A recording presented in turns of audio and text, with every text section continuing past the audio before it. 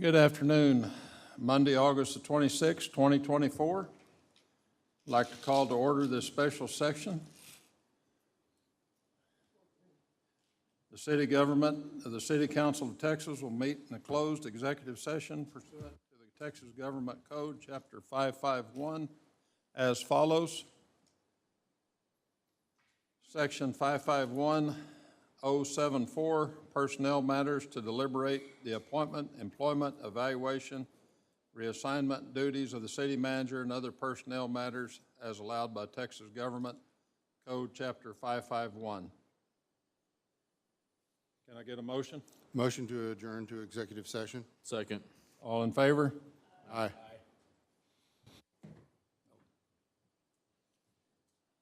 Discussion and possible action concerning items discussed by City Council in executive session.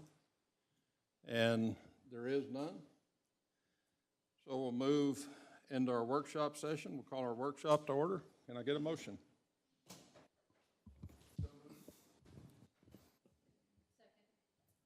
All in favor? Aye. Discussion regarding FY 2024-2025 budget.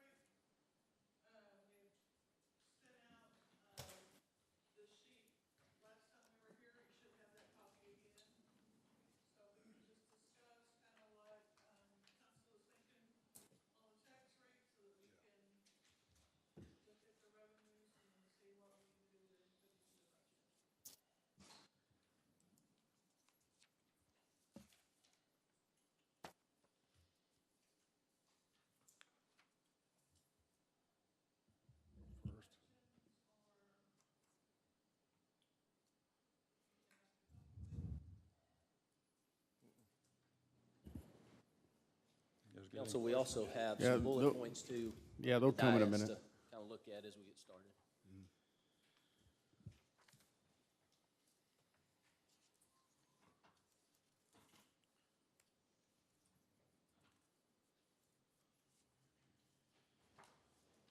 Ron, on your comparison cities down there under salary adjustment, what cities are you talking about?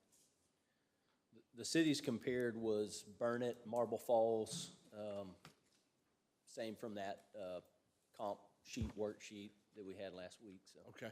those were the two cities. But on the tax rate, and I know Yvonne can dive into it more if you have some questions. So the tax rate increase that we, or that actually was set by council, was the 37 cents. Something that we noted, we discussed last time, the rate, there's been one rate change, an increase in the last 15 years.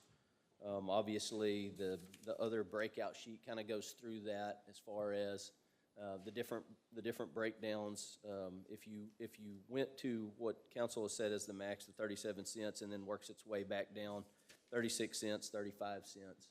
I think one of the things that's probably critical when you're talking about tax rate is making sure that if council sees fit on the projects that have been identified, FTEs, COLA, salaries, all those things, the goal would be is your tax rate is covering those reoccurring, kind of needs or public safety projects. So you kind of think of it in terms of, these could be, public use funds, obviously level of service to the citizens that ties back to the COLAs, the FTE needs for full-time employees.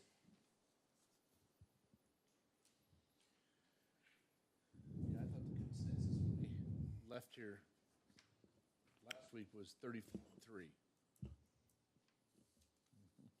That varied, yeah. You had a 3 and a 4. Me personally, 34, 5%, and then hold off on the market adjustments.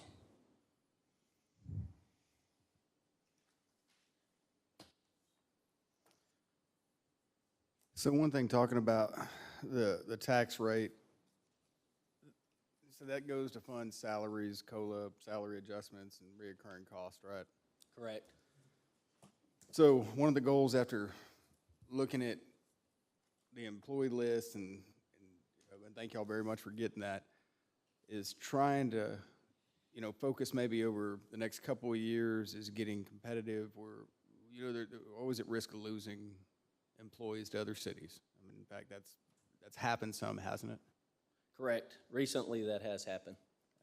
And, one thing that I guess I worry about is, can we get some of the entry level and first couple of year employees, get that base rate up some, so we don't have as much of a risk of losing folks, and, I just hate the idea of training people and getting them good at a job, and then we lose them to another city. So, and that money's got to come from somewhere.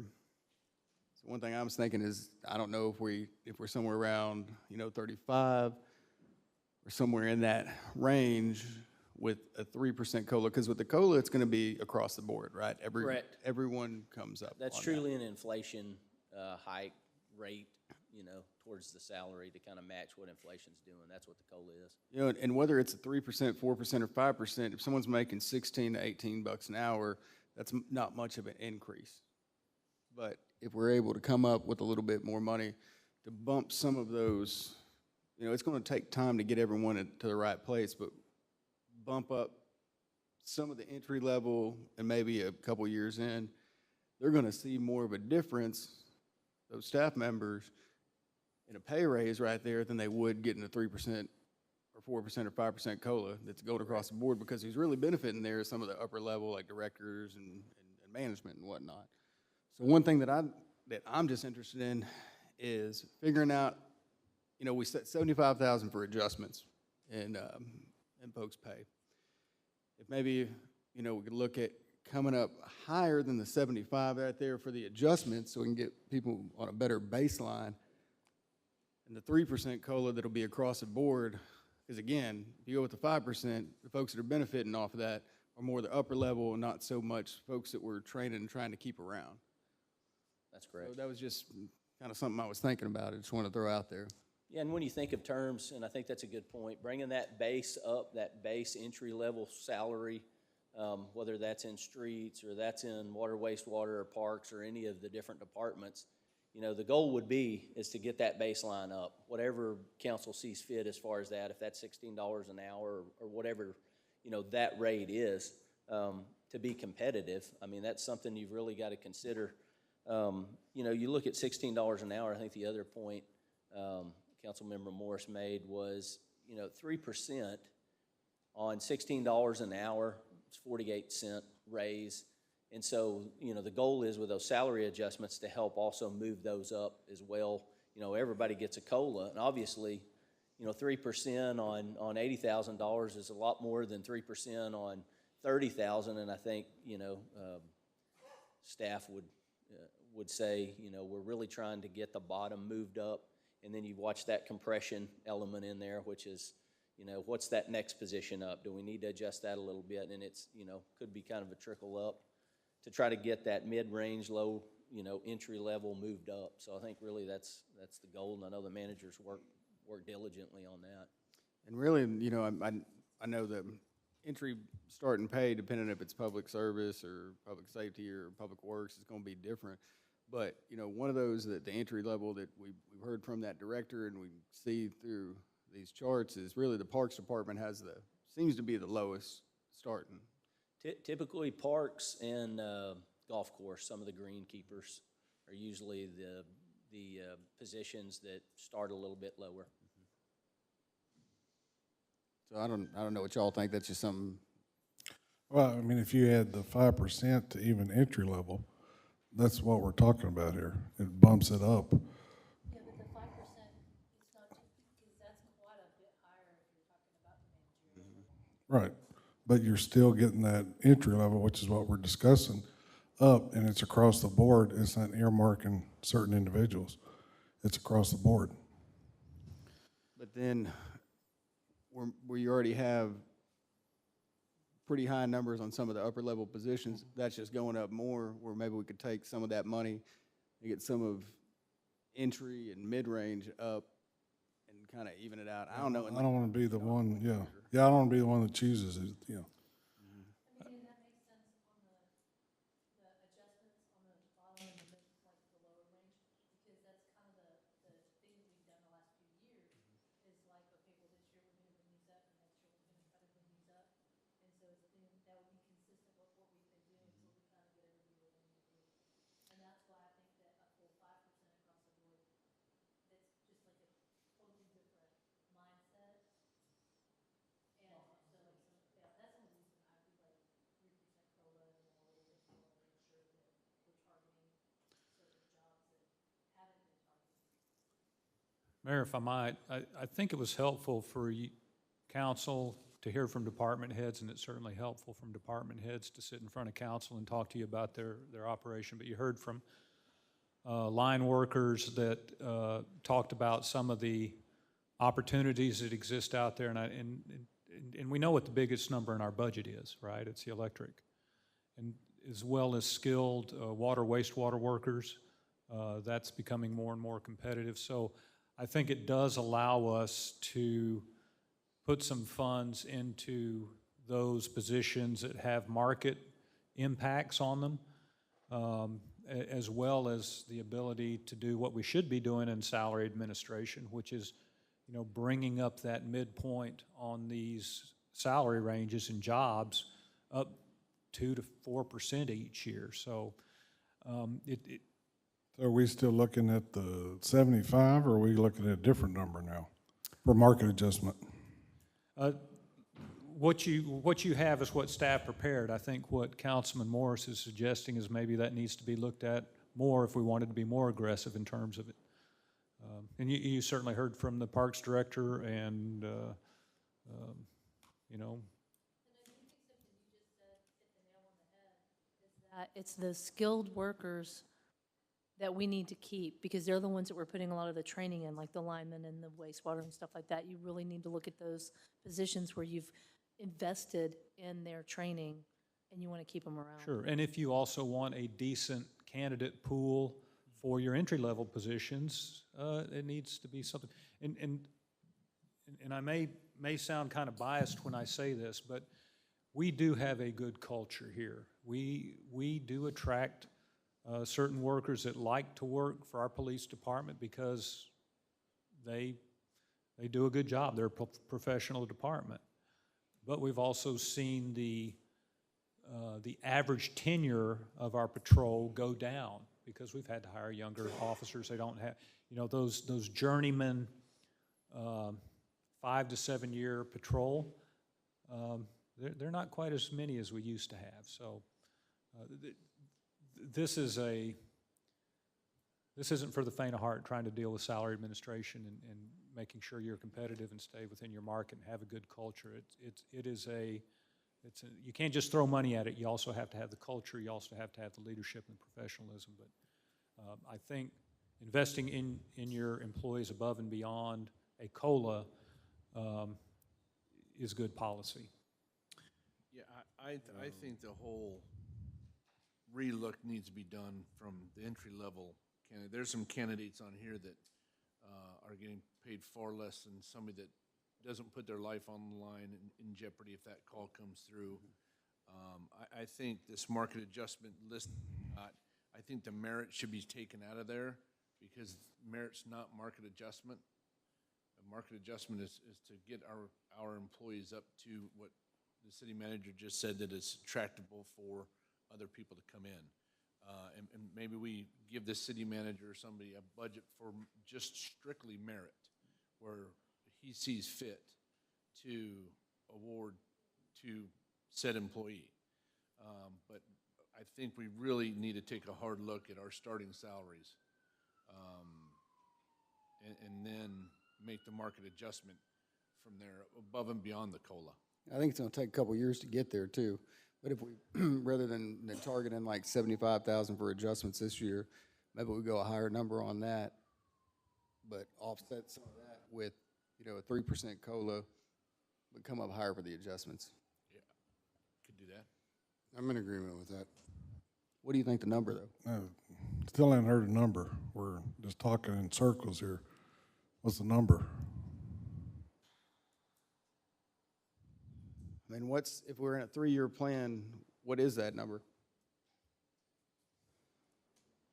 One of the, and I can let the manager chime in as well, but what we were looking at, we were hoping to talk with maybe a few council members as well as staff to look at what does that look like quickly for the next couple years.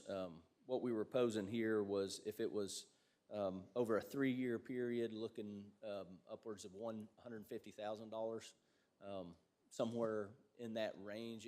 And I think a lot of it comes back to what council would like to see with the adjustments. Do we want to compete, or do we want to, do you want to look at staff and say, well, these certain areas, we need to be here? Do we need to be more in certain areas to retain staff? All those things kind of play into that.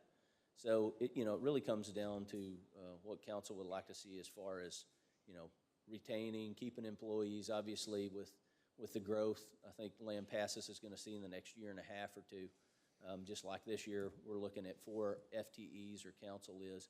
That growth is going to happen, but you've got to be able to get, like the manager said, an applicant pool, and you've also got to keep those folks here that are already working for the city. We have a good group of staff.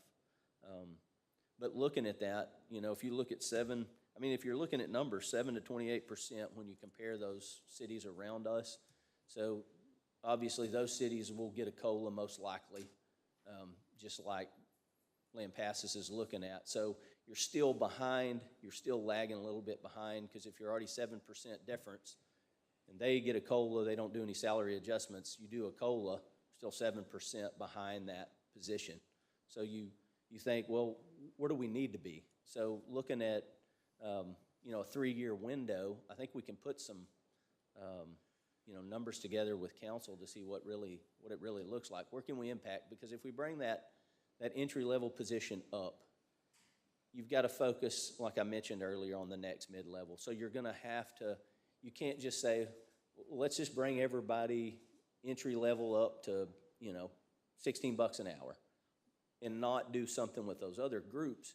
And you've got to do it kind of holistically, where you're picking, and it may just be, 2 departments or 3 or whatever you can do to make those adjustments, because it kind of trickles up from the bottom. You're having to adjust those, compression issues. So it's like the manager said, it's a daunting task. It's not easy where you can just say, well, here's what we want to do. But I think if council can give us some direction on what do you want to see? Do you want to be able to compete or be close? What does that look like? I think we can get some numbers on a lot of those positions to kind of see how we compare. Yeah, but I don't think we can use Marble Falls as an example. That demographic over there, from the money influx just from Austin alone, and Right. I just don't think that's a comparable market. Burnet, yeah, maybe, but Yeah. Liberty Hill, I mean, maybe Liberty Hill is probably not a good example either. Usually our goal is, when we do those, I believe we have Coppers Cove, Colleen, maybe Gatesville, Vicki, I don't know if you remember.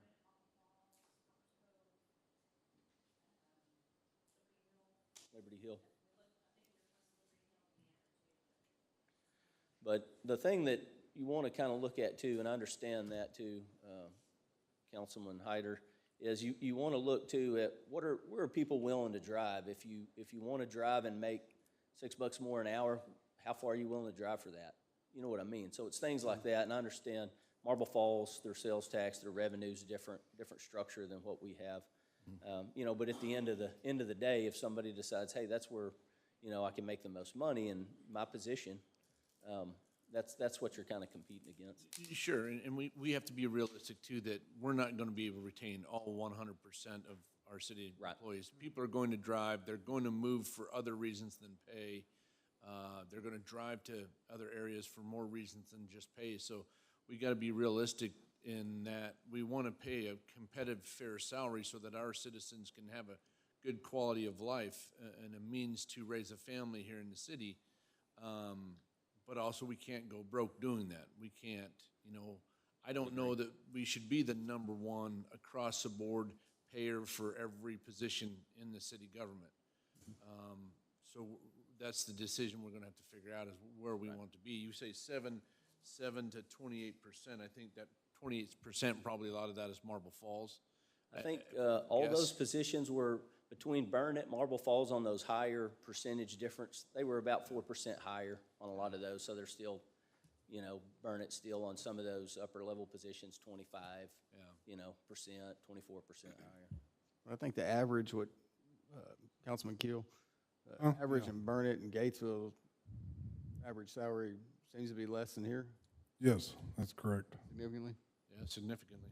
From the paperwork that he gave us this morning. It's, you know, state of Texas, yeah, government salaries, it is. Mr. Ward, you talked about, we had lost some positions. Where are we losing people? What level of position are we losing people at? Well, Entry level, mid-level? I can speak to, Just off the top of your head, no, really some of the mid-level positions. So like electric, we've lost a lineman. Linemen are hard to come by these days. We did lose a lineman late last year. We've lost recently or about to, a person in our water group, water wastewater group. You know, those folks have certain certifications.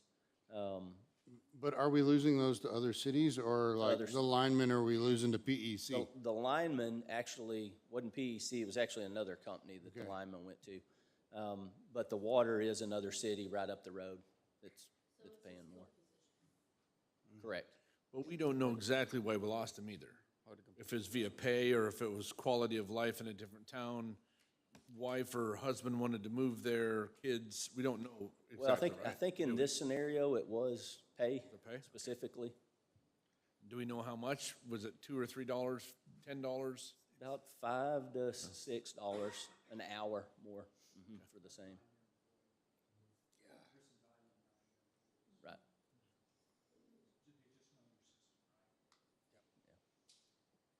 And that's what scares me. Yeah, no, I agree. It's a lot of investment. Mayor, if I might, just getting back to Councilman Keel's question, what is that number and what is it like over 2 or 3 years? I think what the ACM suggested is, I think a good governance position is maybe to get 2 councilmen and myself and the finance director and ACM to sit down and go through some of those numbers and specifically talk about positions and salaries for those positions. My guess is, and certainly council has seen it on some leadership positions that we just did a kind of a 9-city look at. I don't want to disregard Councilman Hernandez's comment, though, at one point, which was, we can compare all we want to, but these are different towns, and we need to take care of our town, you know, so that rings true. But my guess is that if you wanted to do something on the 150 and then take a look at year 2 and year 3 to kind of lift everybody up, that might be something council should consider. I don't know, that's I don't really answer your question, but Yeah, that's kind of what. it's tough because some of these departments we're talking about, we also may be adding persons to those departments, correct? I think to a fault, I've always, as council is probably aware, I would rather pay the people we have more than hire more people, if we can do it. Sometimes we can't do it. Sometimes we've got to have that Right. 4th man on a fire shift. Well, and you know, specifically to parks, you know, it's, you know, so we're adding people to parks and at the same time raising the people who are getting added higher, or the ones who are currently employed higher. Correct. Is that the process? Both? Yes, sir. Okay. So that basically with that 150, we're at 2.421845. Right now, we're looking at 2.271. So what does that bump us up to as far as taking out of, you know, savings, fund balance? What does that do to us? I think you could, and again, one thing that you can connect the dots on, which is a phrase I've used like 20 times today only, but if you're taking a look at paying some ambulance cost share, additional firefighters on a shift, which you've done, and of course we've cut a couple of positions, but the net was an increase in your salaries, 100 grand a year. If we're looking at additional parks to keep our park, those are things that I think are directly relatable to public service that, you know, public has that expectation of them. We do need to deliver that, but that's delivered at a cost because we got three more firefighters, et cetera. And we're paying for ambulance service, which has been a very successful service for us. But those, I think, can directly be related to ad valorem. I think the other thing to keep in mind is if we can, maybe one of the positions that we originally put into the budget, I think in Budget Memo 1, at a burden position of 110, 110 gets you there, like that. So that might be something council might consider. So what I'm hearing is we still are kind of not decided on, for the amount, correct? On the amount for what? For the increase above the 34 cents, 35 cents with COLA, because it affects that 2.2 number. I think what we would want to do is perhaps take that burdened amount of 110 and reduce that, so that brings your difference down to, and I'm sorry, I'm looking at the wrong set of numbers here, but that could put a big dent in that variance. And I'm sorry, I'm referring to budget memo number 2, where we identified 4 additional FTEs. One was burdened at $38.46 an hour, and that's 110.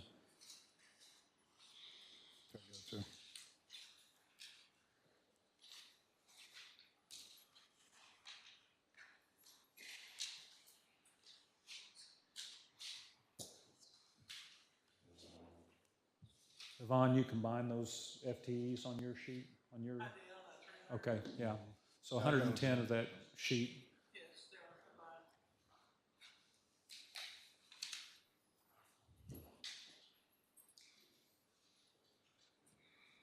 Currently, what's posed, and the difference is about 75,000, because there's 75,000 currently that's actually in the numbers for that adjustment. So if you went up, you'd have to find, like the manager said, 75,000.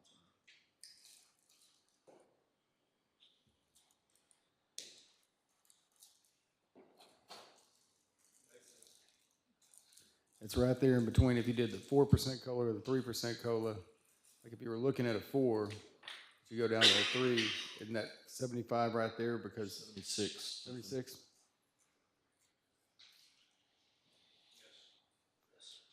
Which could potentially be that even medium. I kind of think the 34 per 100 with the 3% COLA and add another 75 to that market adjustment would be right there, kind of about what we'd spend for a 4% at 34. And I think without objection, we would take a look at that 110 to offset from that. That 301. Correct. Is that what you guys want to do? Just give them directive on that? If we're gonna talk about a market adjustment, that's what we gotta talk about, just a market adjustment, no merit, no nothing. Are we doing market adjustment, and then are we gonna do a merit, are we gonna give city manager a merit pool? Because market adjustment and merit are 2 completely different things. I think, I would suggest that we go with the idea that ACM put forth and get a couple of council and a couple of staff together and take a look at exactly what has maybe the most potential positive impact we have for those adjustments, whether they're market or merit. Merit is, most of these are going to be market, frankly, but there are some positions that we think that will probably push some additional duties on. All right, if we're not going to grow our staff, we're going to pay them a little bit more. We're also going to have to maybe raise some expectations, and some of that comes with some additional compensation, I would suggest. Yeah, and I don't have a problem with that, but I just want to make sure that, I think, when we all, I think almost everybody in here agrees that a market adjustment has to happen, right? Yes. Yes. Just the market adjustment, and then all the other stuff we can talk about too, but I think we have to get these split up. I think the market adjustment is very important, but I also think a COLA is important. But right now, with the way, I don't feel good about raising taxes to say that we're gonna start giving merit stuff out. Not with the other things that we've gotta take care of first. I mean, not that the adjustments aren't merited, but I think we need to take care of the across-the-board COLA first, and then the market adjustments. And then once we're to market, then we can maybe start talking merit. Okay.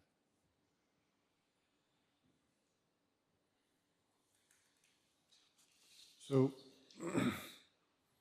I'm doing my math right. If we do a market adjustment and let's say we bump that 75,000 to 150,000, and we did a 3% COLA, that brings us to 2,346,845.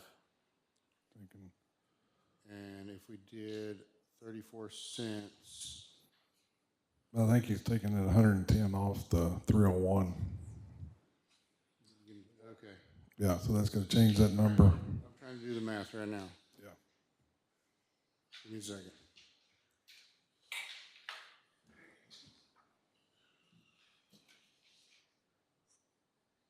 And that's something we'd be happy to put a spreadsheet together and get it out to you sometime before noon tomorrow if you wanted to do that route. That sounds good to me. I think what staff is hearing is 34 cents, 3% COLA, and increasing the market adjustment amount to 150 with some sort of mechanism to review and have some transparency in that market Yes, with that is council correct. input. Yes, sir. Yes. Okay. Who on council wants to be a part of that discussion? I will. I mean, That's what I figured. yeah, I will.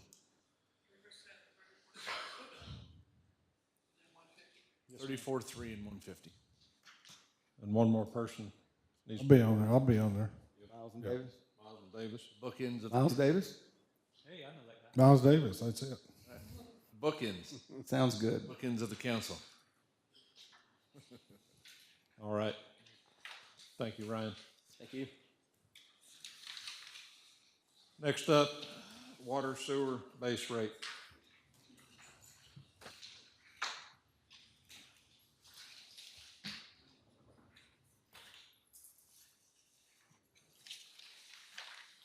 Mayor, council, fix this.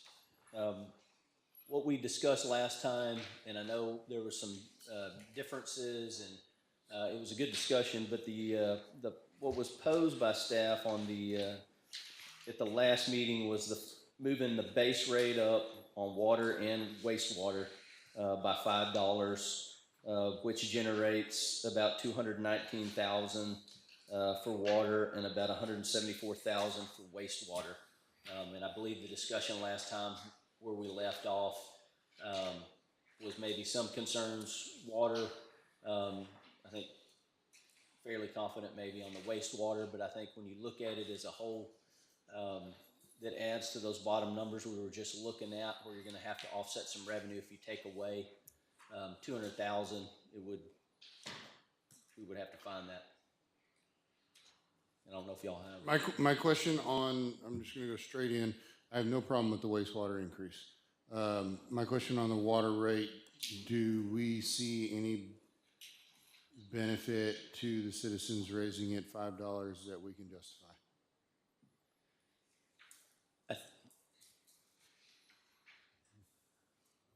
I think what we tried to brief council on was two different things. One was the cost of water that we've seen go up as much as $2 a thousand over the last several years. The other benefit is you've also embedded in there the ability to take another bite out of the study, the project listing that Jones-Heroy came up with in terms of overall improvement to the system, which is the next step would be the improvement to the two injection sites or points of entry site on 580 and 190. So better ability to mix and disinfect the water, which I think is Van on next. Yeah, but that would be. So we're looking at putting money back into the system by increasing the water rate so that we can make it better. Yes, I think it's twofold. We want to improve the system and follow the water master plan that was developed by Jones Heroy for us, as well as the fact that It costs more. a piece of plywood, piece of chipboard costs more today than it did 5 years ago, and maybe that's a oversimplification, but Also, what was identified in the budget was for that specific project was 400,000 set aside for that. You know, it's definitely gonna be over $1 million project, but those funds could be used for that.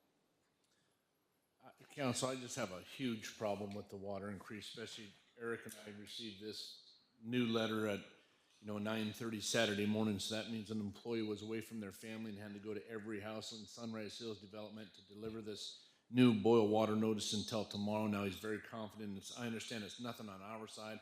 It's the people down the road. But our citizens are you see the complaints all the time, of course, on social media, and we hear about them in person. I can't for the life of me get behind an increase in water for anything because of the punishment that our citizens are going through right now. And I understand. I would say that were it not for the investment that councils have made previously, we would be in the same shoes that Kempner and Central Texas are, which are currently under a boil notice. The only reason we're not is because council made the decision to invest in our system as it should be. Sure, and we need to. We have to be in the position that no matter the quality that we get from anybody, but obviously our suppliers, we have to be ready to treat it to 100%. And I know Van, that was one of the first things that he told us on my first meeting. So we have to invest there, but I just think it's a bad time right now. The optics don't look good. It costs money. It's more, even though it's an increase to water, it's really designated for wastewater, which is our infrastructure. I don't disagree with you, Miles, on the optics of it.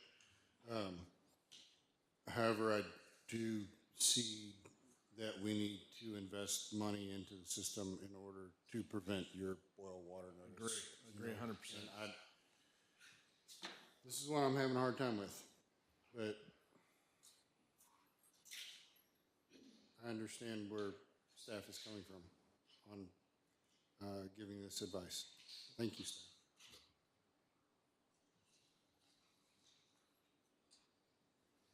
And on the numbers we have that Yvonne presented, I think those rates are reflective on there of the water rate at 219,660, and then the wastewater rate at 174,780. So the numbers y'all are looking at as far as the 34 cents tax rate with 3%, it's already included in that bottom number. That's correct.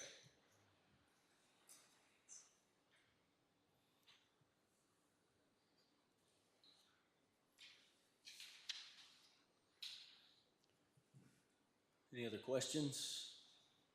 Is there other thoughts on rate, water, wastewater? Yeah, wastewater, we haven't rose since the 2018, I believe. It's the last time we raised rates there. So I think that's a no-brainer there. It's just, I can't, and I may be the only dissenter, but I just can't get behind the water rate increase. I just can't. I mean, I think it's necessary for both. What'd you say, Zach? I think it's necessary for both, especially with the water study that we've gotten, with the money we're going to be putting towards the injection sites. I mean, if we want better quality water, want to be able to treat it. I mean, what are you doing? Van's going to get up here and talk about it. And just to do it, you can only work with what you got. But if we're looking at alternatives right now, it's got to come from somewhere. I think one thing you think about too is this actual injection site where it comes in and it mixes it and the chlorine, the residuals should be better. We'll have more control of that in these times of year. Hopefully that'll cut down on some flushing. Obviously some areas of town where we have some dead ends, we're still gonna have those hurdles to go through, but I think you're right. I mean, it's And if we're gonna talk about alternative methods and backup to, And something else, I don't know if we're looking at any damages for the water we're receiving from Kemner Water right now. that's also a definite possibility, right? I know we have been in talks about receiving a credit for the water we've had to flush. So, Just the water we're flushing, not the stuff that. Yeah, but what was that number last year? Was it 300-something thousand, I believe you figured for the flushing of last year?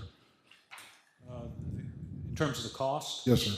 I think that, that number was spread over 3 or 4 years. Since 2019, flushing has cost the city $235,000. You know how much we received from Kempner, or off the top of your head, for the flushing?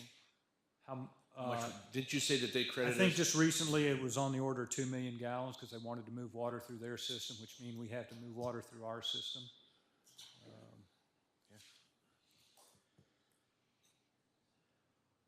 We didn't receive any credit, is that correct? For that? I believe you had talked to Bruce about that, is that correct? That's correct. Yes, they are gonna give us credit for those gallons, those 2 million gallons. Okay. So there will be a credit. So is that in terms of water or cash? Credit. Water's cash. Yeah, it'll be billing. That, by the way, that's Yes, sir. still an incomplete answer to your question. No, that I was, want to acknowledge that's that. what I was looking for, because I know we mentioned that before, we just didn't have a definite credit that's coming, because I know you're gonna talk to Bruce about it, and so. Yeah, because we've shared our concerns to try to keep things moving, and currently we're under that chlorine burn. So I think they're starting over there. It'll be here soon. Van will talk a little bit more about that. But in doing so, a lot of groups are coming together, a lot of different water districts to try to push that water through the system. And so Kempner was willing to credit us the 2 million gallons. Could be, if there's more flushing needed, could be more than that.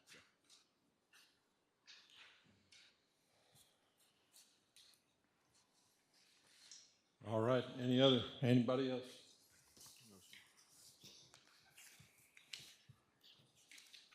Go to C. Cola? Oh, we're already Yeah, done. we've kind of talked through the All COLA, right. but be glad to answer any more questions on the Any other? COLA. Thank you.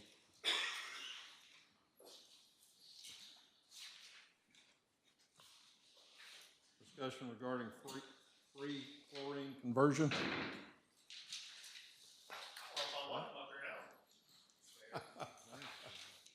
He's on your news.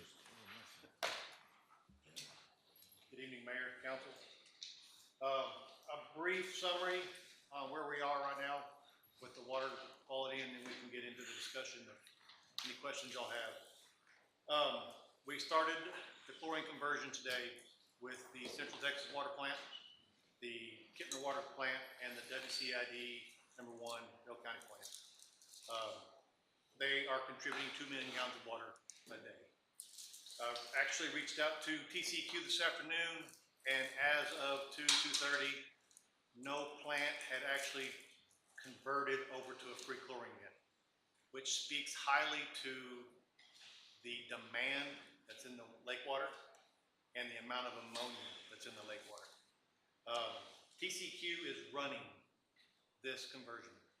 We tried to do this in June with just the water plants and us. And we were able to do it for about 8 to 10 days. And then both of the plants stopped. TCQ came in with their optimization team after studying the Kempner distribution system and taking visits to both water plants. We get our water from Central Texas and Kempner. And this is the answer they came up with, is to do this burn. So what they've done is they've made sure that both plants have plenty of chlorine on hand to overcome anything that they're going to face. And today was a big challenge for them. Kempner has installed a booster station at the 195 plant, or the 195 tank, where the Central Texas and the Kempner water commingle and then distributed through the Kempner system. And Kentner has also installed a chlorine booster station at the Ivy tank. So as it reaches further into the system, they'll be able to boost further and further. And then, of course, we have ours at our meter sites.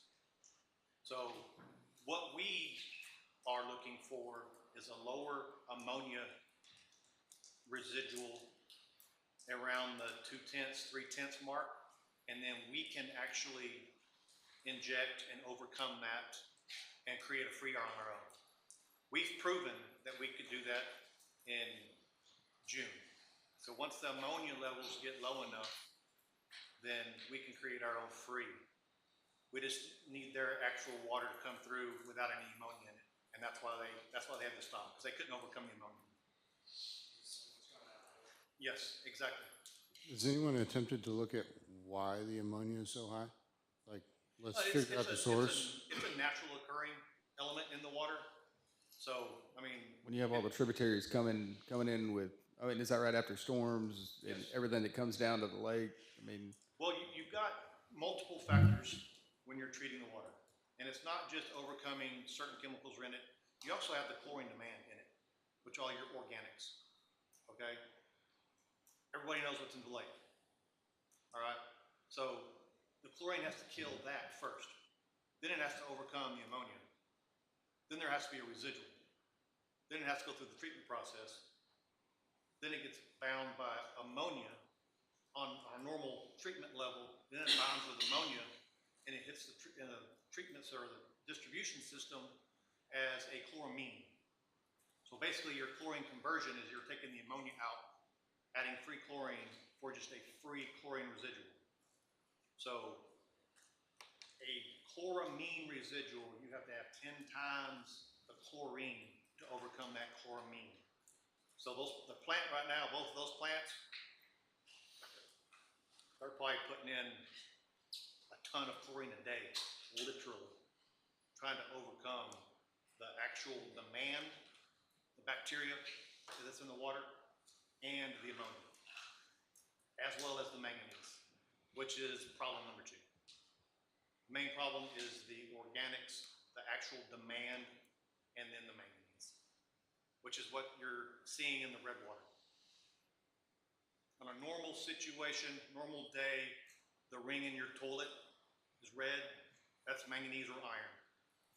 Now you're actually seeing pictures of red water in the bathtub, in the sink, coming out of the shower. That's all 100% manganese.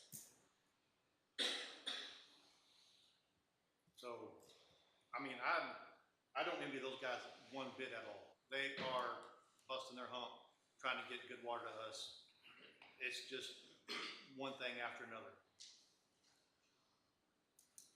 And I think, were you predicting September as far as I mean, I know you're not holding to it, man, but yeah. We started today. TCEQ told me verbatim that we will not stop until all the issues are out of all the distribution systems. I'm guessing mid-November.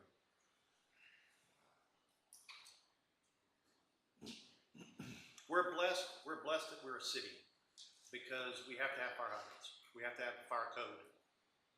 We have to have a water supply for a fire. Kentner Water Supply does not have to do that because they're rural.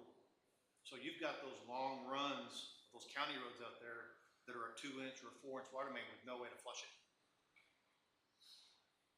A little 2-inch or 1-inch blow off at the end of a 7-mile road, that's flushing for 4 or 5 days just to get that water that's in that pipe flushed out and the new water to come in. Well, the new water is not guaranteed to be chlorinated, to take over. It's not a magic wand. It's not just going to go in and take over and solve all the problems.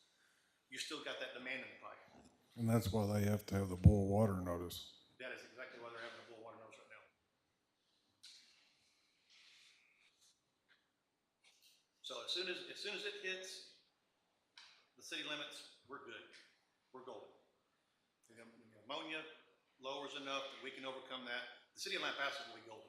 Now, we'll still receive the biofilm that actually grows in the pipe. It's a natural occurring bacteria organism that feeds off of the treatment. The combination of the chlorine and the ammonia makes nitrogen. The bacteria eat the nitrogen, create nitrites and nitrates. We're still going to get that because they can't flush it all out. That's a given. So we will see dirty water. We will see the odor again still until it gets all the way through our system. All the way out their system, all the way through our system. And there, kind of, and correct me if I'm wrong, there is an additional cost to our system by flushing these lines as much as we have to do. Yes, sir. 100%. You have any kind of idea what that cost would be to us? Cost? I couldn't even put a finger on a gallon we're going to have to flush. Okay. Because the way you do a burn, or a chlorine conversion, sorry, what we called it in the old days. You flush it into your system, you flush the free chlorine into your system, you bring it in, you let it work, and then you flush it out. So you're flushing twice, instead of just the normal once a month like we normally flush. But we're not just flushing in our dead ends. We're flushing every fire hydrant in town. We're bringing it down every road, out every dead end. Then it should get to our system at right point. Yes, we will see when we know it'll hit our system when there's zero ammonia, zero chlorine, and zero nitrogen in our system. We will know right there and then that they have done their job and it's coming, and then boom, we're on it. But even with the color and the odor, I'm just gonna probably sound like a stupid question, but, I mean, still safe. Of course. Because I just want to focus on that for a second, because everything you're talking about sounds terrible. Yes, the two key words, potable and palatable. Yes, it is potable. You can drink it. You can cook with it. Take a bath with it. Is it palatable? No. Does it look good? No. Does it taste good? No. But the most important one is potable. It is potable. Okay. It's hard to look a citizen in the eye and tell that person, you can drink that water. Yeah. But you can drink that water. Okay. Then I think it's also important to let them know that when you do get a call, you send a crew out and Oh, flush yes. that area. So We've gotten numerous phone calls over the last 2 weeks of dirty water here, odor there, and actually the list is growing more than we can flush. So we're really hoping for this burn to hurry up and get here, because it'll actually, like I said, step one is to get rid of the biofilm, organics out of the pipes. And then the chlorine can take care of the manganese, and then we'll have nice clear water again. This goes back to also why it's so important to fund water, wastewater projects right now, and also looking at alternative sources as we've done with that water study. I don't envy y'all one bit. Have to answer to your constituents. But yeah, funding the water rates, raising those rates, raising the taxes, it's a terrible thing to have to do. But to guarantee, like Mr. Finley said, to guarantee that we are not in this position, or to make sure that we are ready, we're capable of handling the next bad situation that comes down the line from our not-so-partners in the East.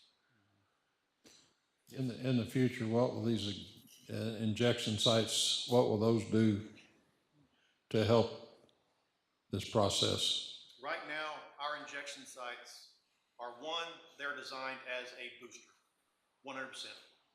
Okay? They're there to boost the chlorine that we receive. We're not receiving any chlorine. So they're struggling. They're struggling to keep up because the efficiency of the chemical mix that we're putting in the water is not 100%. You know, we're probably in the 70 to 80% actual mix rate. So we're losing a lot of chemical. Okay. So you think after November, I'm not going to guarantee anything. well, let's just, I want to say spoke with, he's a head PE and chemist with Texas Commission on Environmental Quality. Last Thursday, we had a Teams meeting leading up to this chlorine conversion. And he has been at the forefront of the manganese issue for several months at a lot of Central Texas plants. And he said this is the worst he's ever seen the manganese issue, and especially at Stillhouse Hollow Lake.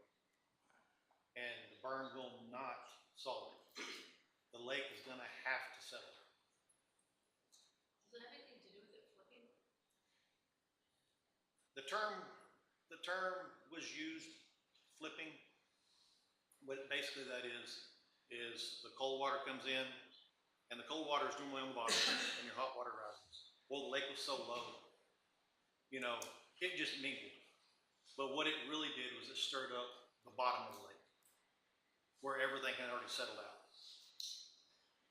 When we went on the tour to the Kittner plant, after speaking with the chief operator there, he said the best water he's ever seen that lake produce was right before the floods in May.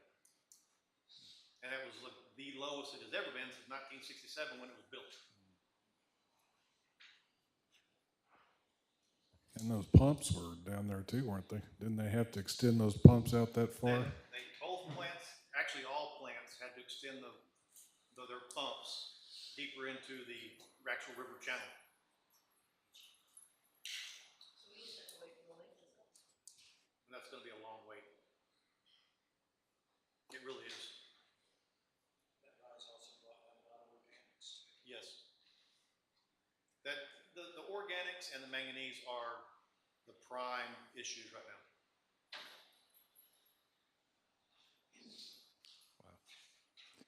Any other, go ahead.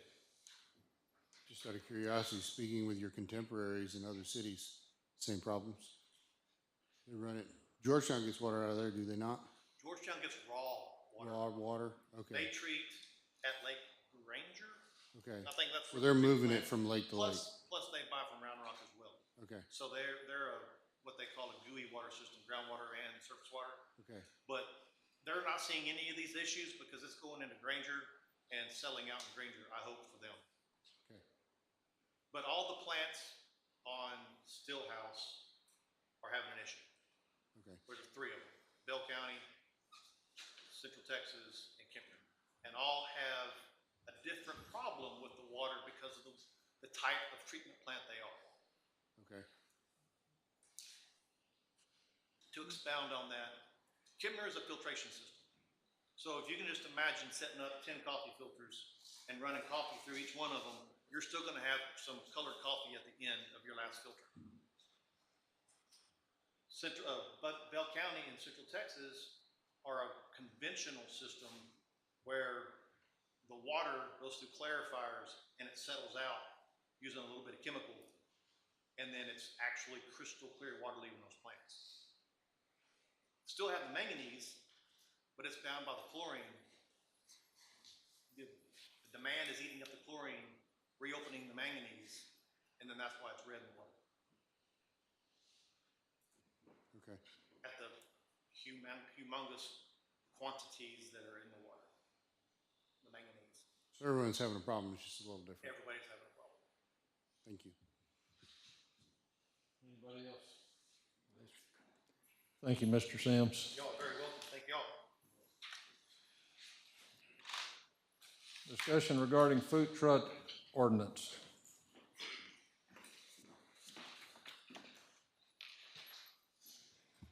Good evening, Mayor and Council. So a few meetings ago, on the CM report, it was brought about food trucks, about our ordinance. So what I did is I went ahead and kind of compiled some data for you with kind of picking highlights out of our food truck ordinance. So the city of Lampasas adopted the food truck ordinance back in 2015. Since 2019, staff has issued 29 permits. The only modification made to the ordinance since 2015 was back in 2019 when the temporary 14-day permit was modified to provide a little latitude.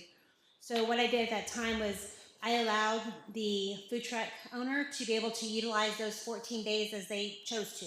So they would come in and let me know, I'm gonna use this location, this location, this location, and we just kind of separated it out. So they could use their 14 days throughout the year, however they wanted to. But other than that, there really hasn't been any modifications to it. I did review other municipalities such as Marble Falls, Round Rock, Bastrop, Brownwood, and Copper's Cove, and everybody's pretty similar to what our requirements are for our food truck ordinance. On page 10, I kind of highlighted the overview, and then I went through and kind of had some questions that I had for y'all as far as to help me kind of see where your direction is as far how we want to move forward. So like right now we have the 14 days, which is a temporary permit, if you will, and it's $100. We don't offer a day rate or a weekend rate, so that's why I moved out the 14 days to allow them the flexibility to use it how they choose throughout the year. So on that question, what about the food trucks that come in on Saturdays to the square? I'm gonna catch that in a little bit later, if that's okay, because that's more of an organization based, and that's separate. Okay. So we have the temporary, and then we have the 180 days, and then we have the annual. And that's just how the rates are broken up. So then the zoning, we allow it in all non-residential districts and or city parks. They must be a minimum of 15 feet from the residential use. But something that was brought up when my assistant and I were talking with regarding to residential areas, sometimes right now because food trucks are kind of popular, people might want to have an ice cream truck at their kid's birthday party. Or they might want to do the icery, or they might want to do something fun, funnel cakes or something. So I was wondering if that was something we may want to look at as kind of not making it to where it's all the time just where they can go in where they want to for a specific residential area, but maybe if it was for a party related or they were doing it for a special use permit, something along those lines where we could allow a little latitude for residential neighborhoods. Maybe it's a special use permit, but I don't feel comfortable opening that up because somebody could pull a food truck up in front of their house. 180-day thing, so food trucks. Well, they would still come. They would still have to follow the requirements as far as to get a food truck permit. It's just a location. We would be able to say it's only going to be at your house from 12 to 4, and then it's going to move on. Yeah, So we'll, That'd be a special use permit, right? we could, absolutely, we could. We could do it something special for a special event in residential. I like that as an idea. If for some reason somebody wanted to have a block party, something like that. And it's just, Special use, yeah. I'm down with a food truck on my street, depending on what it is. Mine too. Bring it. 511 Don's Peak. As long They're a as lot it's of good. fun. They're very popular. So then the other thing is in our ordinance is it can't be parked on a vacant lot. So thoughts behind that, trying to analyze, and I'm thinking it's kind of to protect the brick and mortar. So like when you have the overhead and you have everything that goes along with having a business, the food trucks don't have that. They just have something more simplified. So I think when the ordinance was written, which was a little before my time, it was kind of put in that perspective to allow some consideration of the restaurants in town. Same with like, as far as distance from restaurants, like if we have it to where we have a certain distance where you can't put a food truck in their parking lot, or you can't put a food truck, a block over because it'll conflict and have a little competition. So something to think about as far as the location of the food truck. Yeah, I don't know. If you can't put it in a parking lot or a vacant lot, I don't know where you can put it. Well, the way we've always done the food trucks is it's always been a secondary to a main structure, basically. So like, the best way I can describe it to you is like Aaron's that we used to be on Key Avenue where Whataburger is now. That would be the main spot we would have food trucks there all the time. Because they were able to get permission from Aaron's to use their property, and they were able to use Aaron's bathroom for their customers and employees. So it was kind of a tag team. They worked together to be able to have a food truck. Well, who's got the stuff posting outside walls? Yes. I don't necessarily have a problem with a vacant lot. I don't have a problem with a vacant lot because if the food truck owner owns that lot, it's their lot. As long as there's a restaurant, because I think the Well, restaurant. if they're required to have a restroom, then they're required to have a restroom. If we're gonna require that, the vacant Gotta lot go get one. becomes not vacant, or they've gotta come up with something. No, I'm good with the vacant lot as long as they. And the parking lots, I don't have a problem with that either, because there's plenty of parking lots right here, over there, that would would be a great spot for food trucks if they wanted to go there. Yeah, if we go vacant lot, then we have to remove the commercial bathroom. So if they, Well, I agree with Miles on here.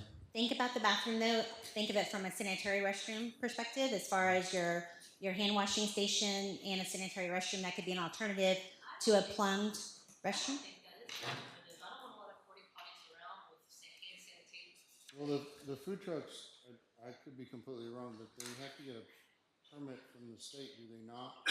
Yeah, food. Health department in order to have. Food service or permit, They'll right? have, yeah, they'll have the requirements, and I So have that on the they'll have bottom. requirements But for hand washing, that won't be an issue, it's just restrooms that we're talking about. so if they wanted to set out up on 580, our parks out there, they could do that. Is that correct with a permit? that's going to cover under the organization part when I get Okay, there. all right, I'm sorry. We don't have like a huge problem with not having restrooms around a food truck. Yeah, no, I can also make the argument that I've never been to a food truck and then had to go use the restroom otherwise. Me neither. That, That's on them. as they're doing business. Well, that's why I think it's important for the employees to have access to something. I don't want the employees going into a porta potty, it's gross. Gas station. What it is.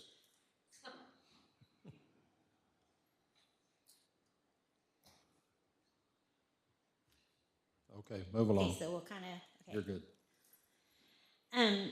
Hours of operation, we'll touch on this real quick. So the parks close at 10. Our ordinance allows them to be open until midnight. So that's something else to consider. Again, we went kind of through this already, the written authorization of the property owner, the use of the property, and the use of restrooms. So from what I'm gathering, y'all don't really care if the food truck has a restroom available to them or if they have a property owner. I think it's very, Okay. I'm just getting a consensus. We haven't finished it yet. I just want to kind of get a feel for, because I can modify and bring it back to you and with your, It doesn't bother me. Yeah, I mean, I understand it's special use and you're gonna get to it later, but the, square on Saturdays, you're gonna talk about that later, but they don't have a commercial use bathroom there, so. they do. There's a bathroom on the square. Oh, is there? Down In the between alley. the annex, yes. And it is open on the weekends for all the events that happen downtown. Absolutely. Okay, so improved surface, thoughts about this? That's something that's in our ordinance, so we don't want them to be on grass or dirt or something that's unlevel or depending on the weather, wet, muddy, things like that. Mess up somebody's property or something. So we just require that it be improved surface. Thoughts about that? well, there's the food truck that's over there by the, it's a green food truck that's over there by the, they're on grass. Yeah, it doesn't bother me being in grass or dirt either. Because, I mean, that'd be an issue they'd have with a property owner. I agree with that, that would be, and if they decide to get their food truck in a mud hole and get it stuck, it's. Well, I guess my question is, if that's in our ordinance, if we're letting them be on grass right now, then are we not following our ordinance? That food truck is something that I did not approve that food truck. It was already out there. It was in that location. I did not know it was going to be in grass at the time it was put there. So that is something that's being under review at the moment of the location and the fences being placed there. So we're working on that issue at the moment, but that's kind of separate. I agree with Charlie, if you're gonna park in a mud hole or you're gonna park it on a slanted embankment, I mean. It's on you. I mean, Most food truck operators aren't gonna wanna park no, on a slanted embankment, it affects everything that they're doing. Correct. Absolutely. you want a I'm hard just, surface and. it could Yeah. be, just, But it could be gravel. these are particulars that are in our ordinance today that I wanted to bring up to y'all, and let me know how your thoughts are and direction I need to go moving forward. Right now, the way that the food truck ordinance reads, it has no alcoholic beverages. I know now it's kind of more of a thing that's been turned a little bit. They're able to use their brick and mortar, and they're able to get a alcohol permit to be able to utilize it at their food truck. But that goes to TABC. So even though we're wet now, we can still be able to do that. But at the same time, it still has to go through TABC. So I would not be issuing that type of permit, but I would ask to see it based on my checklist to make sure if they're going to sell it, then they have the proper permits from TABC. I think it's prudent to just go with whatever TABC says. Correct. And that's what I do. So back to what we're talking about, kind of like organization. So in our ordinance, Spring Hoe, anything the chamber puts on, the farmer's market downtown, any organization that's putting on an event, we do not police, we do not issue a permit, nothing for the food trucks. We leave that on to the onus of the organizer to make sure that those food trucks are safe, up to code, that they are doing what they need to do to meet their needs. So unless they come and see me, and issue it for a separate entity, then I will issue those permits. But when it has to do with Spring Hoe, they handle their, on the creek, you know, Melissa from the chamber will handle everything that goes on out at the 580 when they do the rodeo. Farmers market, we don't issue any permits for that. That is handled through the county. They've given their permission for them to set up there. So we don't do any of that.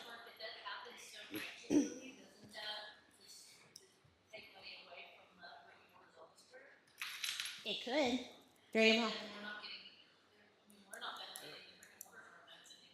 I think we should, even though it's during the farmer's market, I still think there should be a permitting process.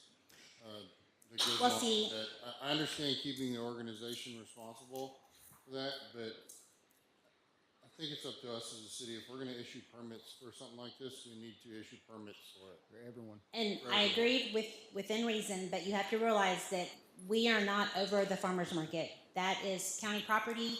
That goes through Judge Hoyer. He approves the farmer's market to be there on Saturdays. If they were coming to me and say, hey, I want to be a vendor on Key Avenue, then they'll go through the vendor solicitation permit process with me to be able to set up their goods and services wherever. So the square of Lampasas doesn't fall within the city limits of Lampasas? We do not approve that farmer's market, no, sir. Well, I know you don't approve it, but is that, but technically that's in the city limits. And those people are setting up every single weekend. Yeah, that's county property. It seems weird, but it's county property, yeah. We have no jurisdiction whatsoever. But like I said, if it was going through the city, each one of them would be paying a $45 vendor permit. I'd get $100 from the food trucks. That's how it would be done, and they'd have a checklist to follow. But it's under the farmer's market. So, so farmer's market, Spring Hoe, 580 for chamber. If I wanted to have a food truck somewhere other than that area where that happens to be going on the same time, I wouldn't have to get a. You would come to me and we'd issue a food truck. Then we need to make that across the board the same. That is. What do you, I'm sorry. What Well, do you mean? no, I mean, if you're saying, okay, so the cook-off for the chamber out on 580, they have food trucks during the rodeo stuff. What if I want to have a food truck down here same day? It's the But same you're not thing. an organization, you're an individual. I understand. So the Chamber of Commerce is putting on an activity, and at that activity, they're gonna have food trucks and vendors, and they're gonna be responsible for that. They need to have a permit. But that's, If it's in the city limits. If it's in the city limits, you need to have a permit, except for county over here, of course. I guess I'm not following the point you're trying to make. I was saying that during those events in the city property, those events we didn't require them to have a permit, right? During that time, that Friday and Saturday for like say the rodeo. So like, Well, what if I take wanna- Spring Hoe, for example, Right. down there on the creek, you're saying all those trucks should have a permit? They should be, absolutely. but they don't, they. Because they- why can't I take a food truck and park it right over here during the same time? I understand that, but I'm still in the city.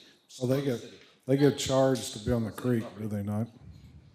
They don't charge us. No, I mean They are the- charged through Spring Hoe Committee, yes. They have a vendor application they complete, they have a food truck application they complete, they pay their fees, they do whatever they need to do on We the just creek. don't get it, the Spring Hoe. The insurance and take care of all that, because it contains specific area. Correct. So I can see the difference there. And it's only like 1 week or 1 weekend, or it's not like continual. And I mean, there's so much going on, there's so many different moving parts with even the rodeo or Spring Hoe. There's no way that I'd have to go to their committee meetings and I'd have to checklist and there's no way I could do that. I just leave it, and that's the way it's always been written in the ordinance. I mean, we can modify it and look at it and change it, but I do not recommend that. And I would like them aside to have the from flexibility. special events like Spring Hoe and 580, how many food trucks are we actually talking about? I have issued 29 permits total since 2019. Okay, As far as the Spring Hoe and the chamber and things like that, That's the only entities that I know of that actually are an organization that have those type of festivities that I don't issue a permit for. What were the issues you were having with this ordinance to want to bring it up? An individual brought it up because they wanted to have a food truck on their vacant lot and they did not have a bathroom. And so I would not allow them to because it did not feed the requirements of my ordinance. So I brought it for y'all to consider my talking points. But a porta potty would fit within the ordinance, is that correct? Oh, okay. It does say a plumbed commercial restroom. However, that could be latitude where we do allow a sanitary restroom as an alternative because, I mean, I agree. I think employees need to have a place to go to the restroom. So that's the issue that brought this whole thing about. Yes.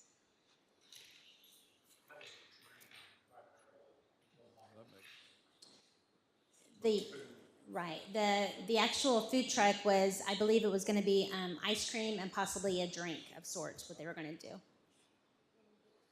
Just from aesthetic side, Becky, when you gave me this policy, I just happened to ask you 2 weeks ago for it. On the front page, it tells the enforcement of articles and remedies and then penalties. Can we move that to the back? We're not even telling them what the rules are, and we're already telling them how we're going to punish them if they don't abide by the rules. If you look on the first page, it's section 22-301 and 302. It's the enforcement of articles and remedies and then penalty for violation of this article. Can we move that to the back? Sure, I can look at it for you. All right. We good to move along? Sure. All right. Thank you, Becky. And discussion regarding any other items on the regular agenda? Let me do my short-term rental. Oh, I'm sorry. I'm moving too fast. It's okay. Discussion regarding short-term rental draft ordinance.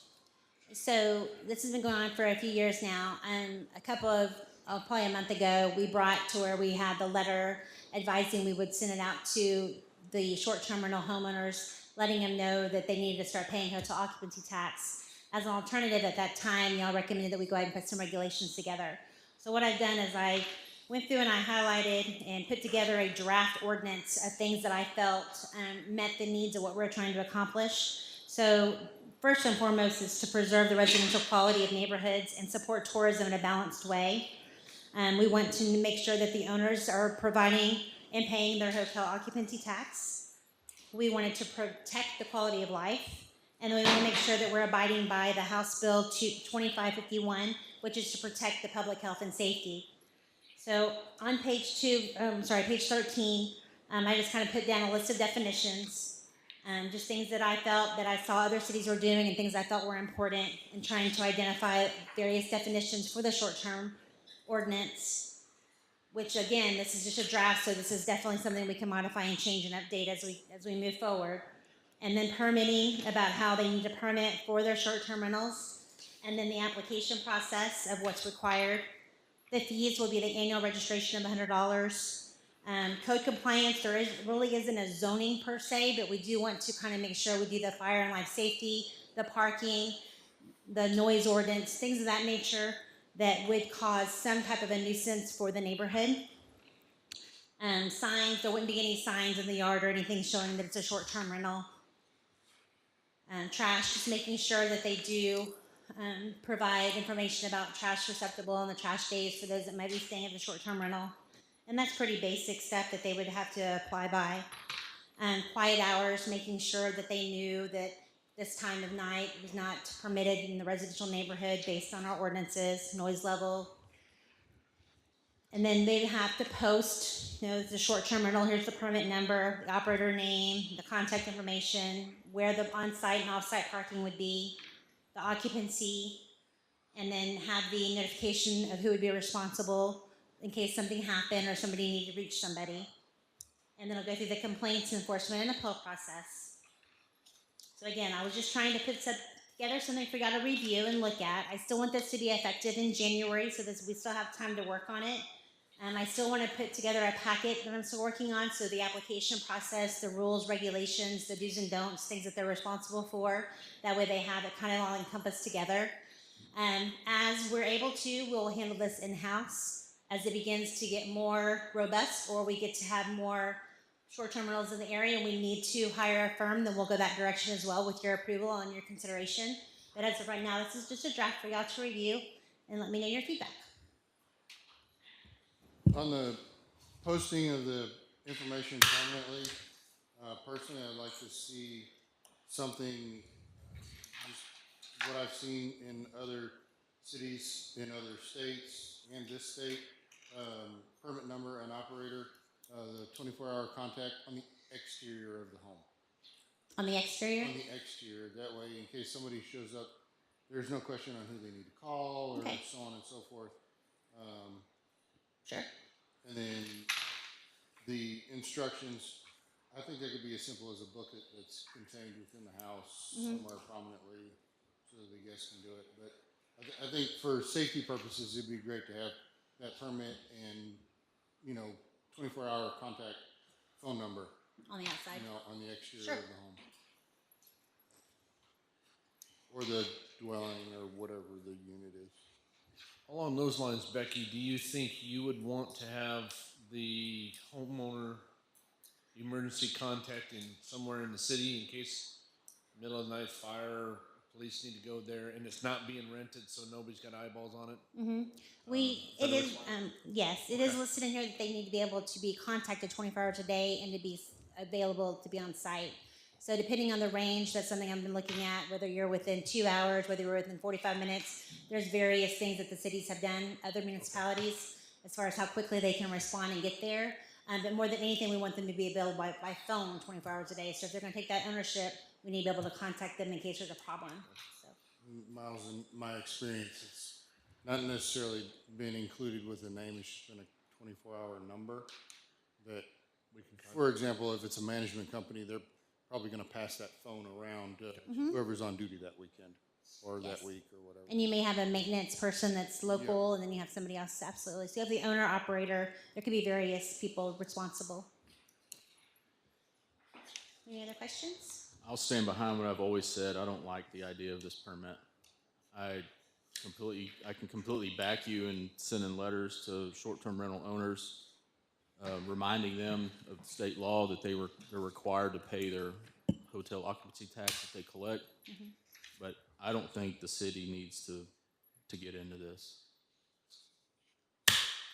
Thank you. I mean, we're with the other organizations that we're trying to help, like the Rodeo Association and et cetera, we need places to stay. And I don't think that making it harder for developers to invest in this city is the answer. Why does that make it harder? I mean, look at what we've got to do. I mean, Yeah, but if you had like a bed and breakfast, or if you had a motel, or something that's bringing in revenue, that you're paying taxes on, like, what would be the governing body there? do what?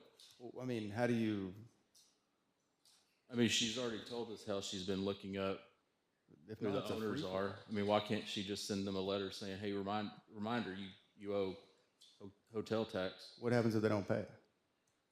It's state law; they've got to pay. I mean, what happens if they don't do a permit? Nothing. I mean, we already know that because of the food truck that's not being enforced. Well, at some point, if you're going to try to enforce that, don't you have to have rules in place?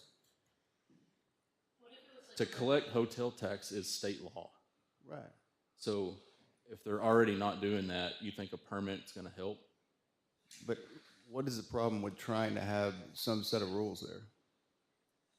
It's just What's it's too overburdensome? much. It's too much. I mean, But in every other, or most other jurisdictions where there's short-term rentals, it's not. I have a bunch of them, and this is the Right. only one that. This is the only time I've seen something like this. We've got them in New Mexico, and it's a lot more than this. I mean, it's a big hassle. For me, it's a safety issue. Big hassle, exactly. So that the city knows what is a short-term rental and what is not, so that police and fire are aware of the situation when they show up. It is a safety concern for me. I want to remind council if y'all will talk into your microphones for me, please, because it's very hard for me to hear. Thank you. I said it was a big safety issue for us when Red Dosa was on fire, to have these types of things in place for us. Gotcha. It did help, and it opened up the lines of communication. Okay, well, as you continue to read through the ordinance, I'll still compile data, and then if you have any feedback, comments, concerns, just please let me know so we move forward. I mean, I think it is kind of premature still at this time. We've still only got, 12 or 13, so we have time to work on it. But this is what the direction was that I was given. So we'll continue to move forward as of right now, and then as things change, just let me know and keep me abreast of whatever changes you want to see. Thank you. Thank you. Now, discussion regarding any items on the regular agenda. And I don't see any. So can I have a motion to adjourn the workshop session? And a second? Second. All in favor? Aye. And can we take a 10-minute break?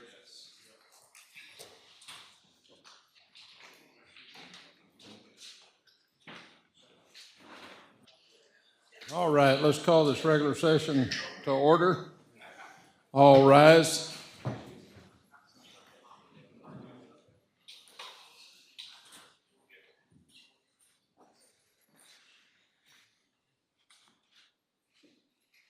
us pray. Dear Heavenly Father, we can't thank you enough for being this great community. We appreciate the opportunity to come take care of some of the city's business. We ask that you be with all of us here tonight. We ask that good information be passed and good decisions be made for the betterment of all of our community and our visitors and all of your people. We thank you for the gentle rains that fell a few minutes ago, and we'd always appreciate a little more if you see fit. We ask that you forgive us for our sins, look over us in safety, and as always, until we can meet again, in Jesus' name, amen. Amen. Join me in the pledge.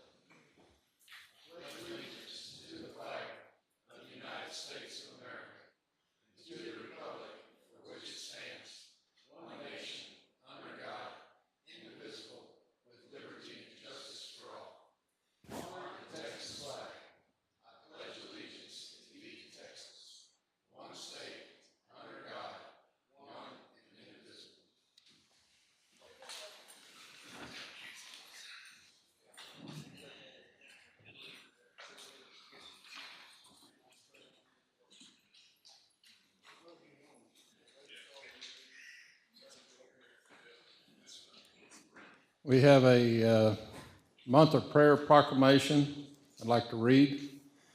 Whereas the city of Lampasas recognizes the power of prayer to strengthen our spirits, draw us together, and create hope for a better tomorrow.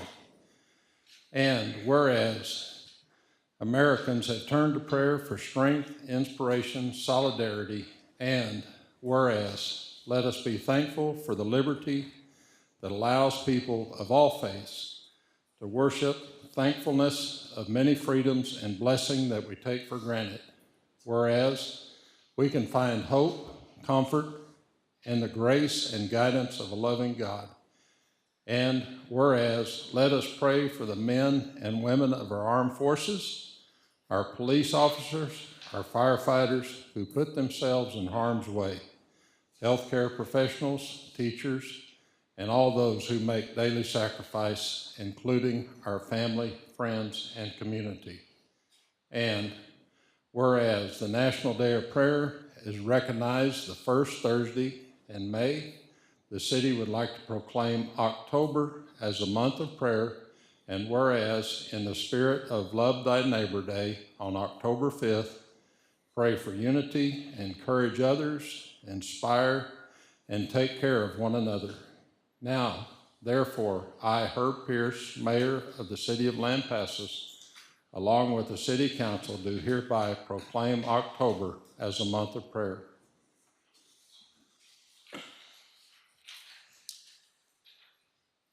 From that, we'll go to public hearings, citizens' comment. Any citizen who desires to address the City Council on a matter not included on the agenda may do so at this time.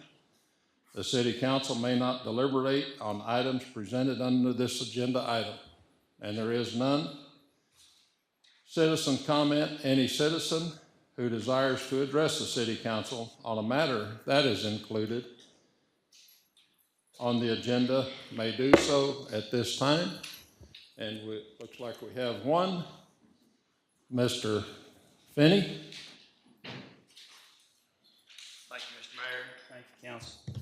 I just want to apologize for not having this printed out for you.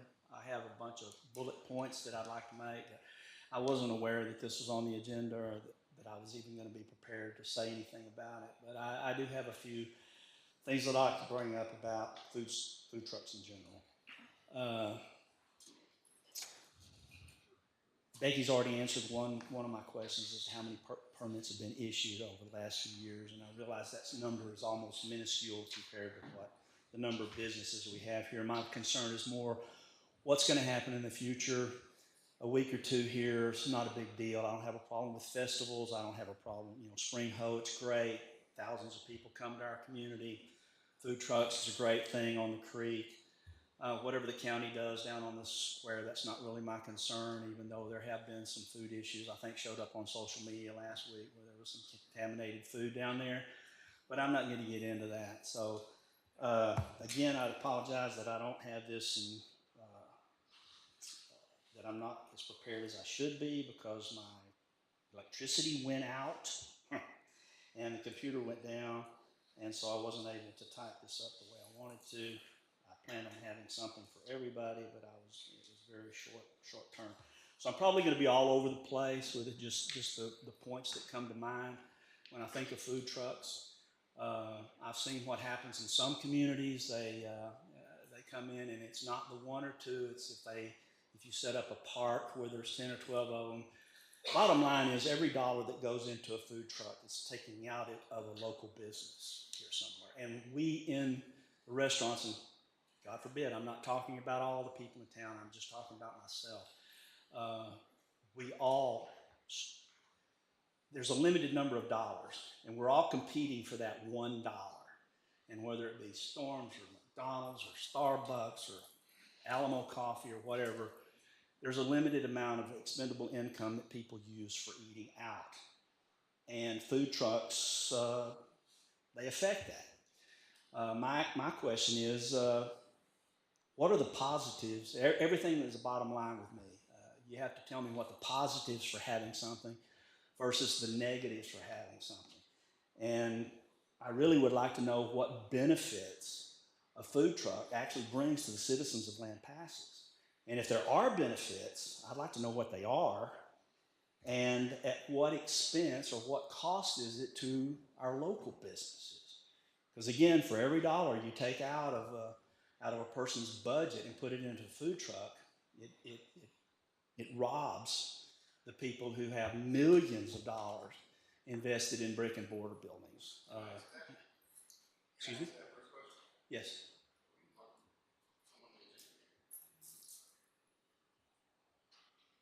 It's not really on. Well, it is on the agenda. Food trucks. It's about food trucks. So, if I want to go spend my dollar, I want taco, and I'm going to go to Barney, Copper Stove, there's a taco truck here, that dollar wasn't going to go into a restaurant. No. I don't have a problem with anybody that's not competing with who is not existent. I have a problem with somebody opening up a taco stand when we've got 5 or 6 Mexican food restaurants here.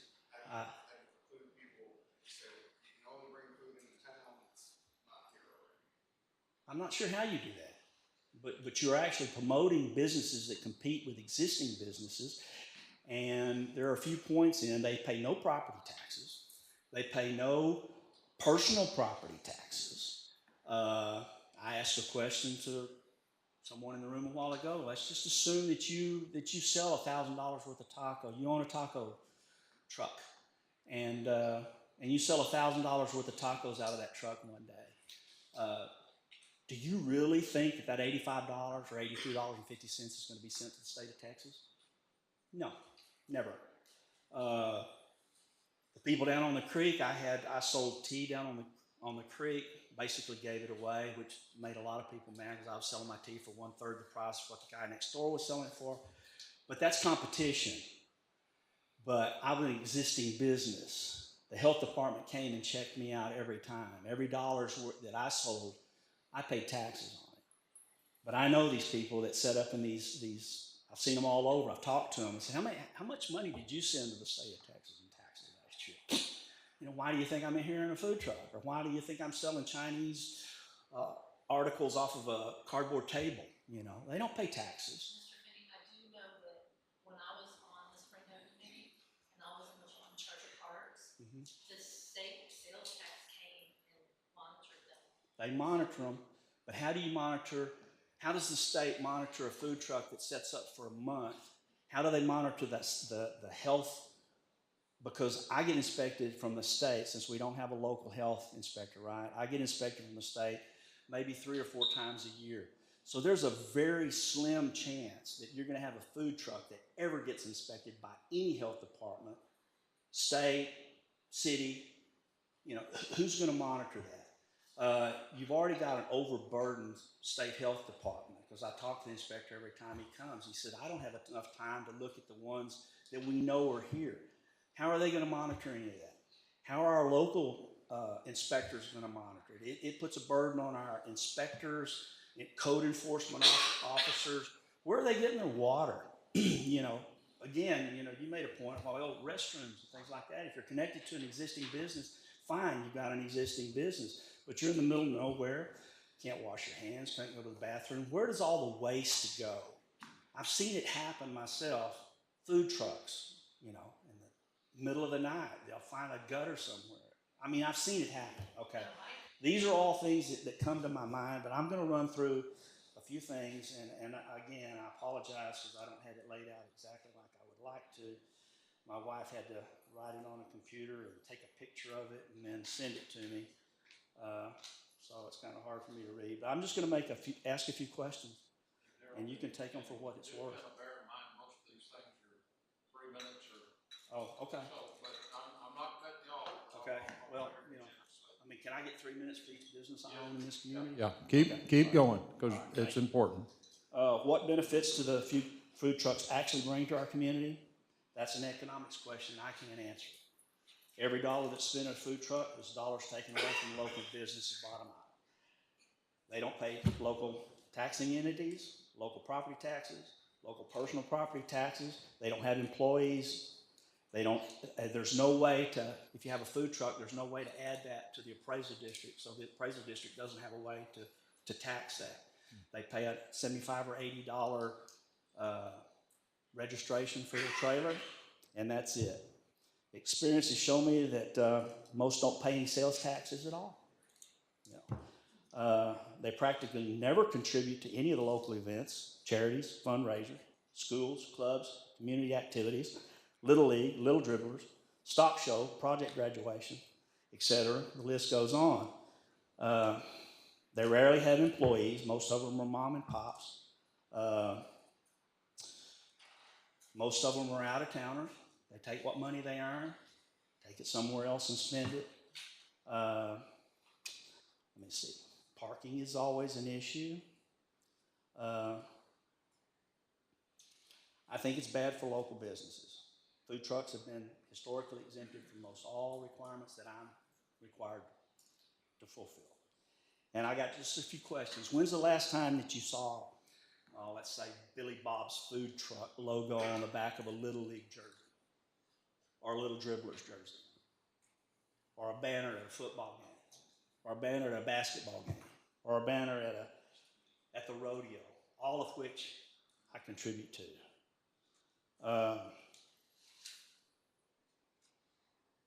How many show plaques from our show barn out here do you see hanging in a food truck? I got 29 of them hanging in my store, and I've got a box of them that I can't hang for the stock show.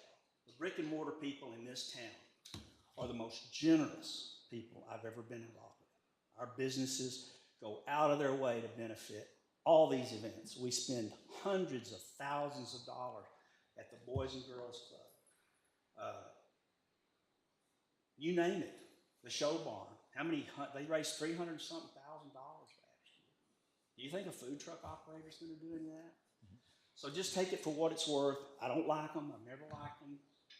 And like I said, I'm speaking for myself.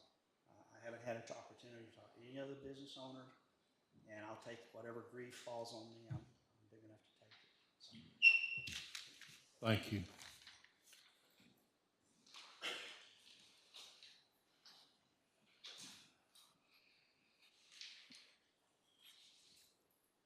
One point three, public hearing to receive citizens' comment regarding the proposed FY 24-25 budget. And there is none.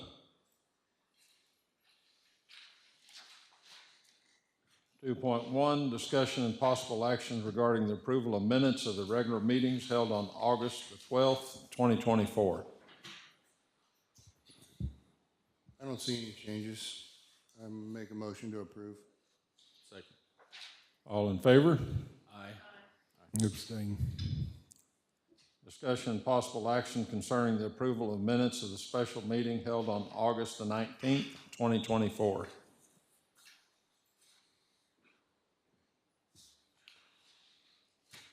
I don't see any changes that need to be made. Make a motion to approve. Second. All in favor? Aye.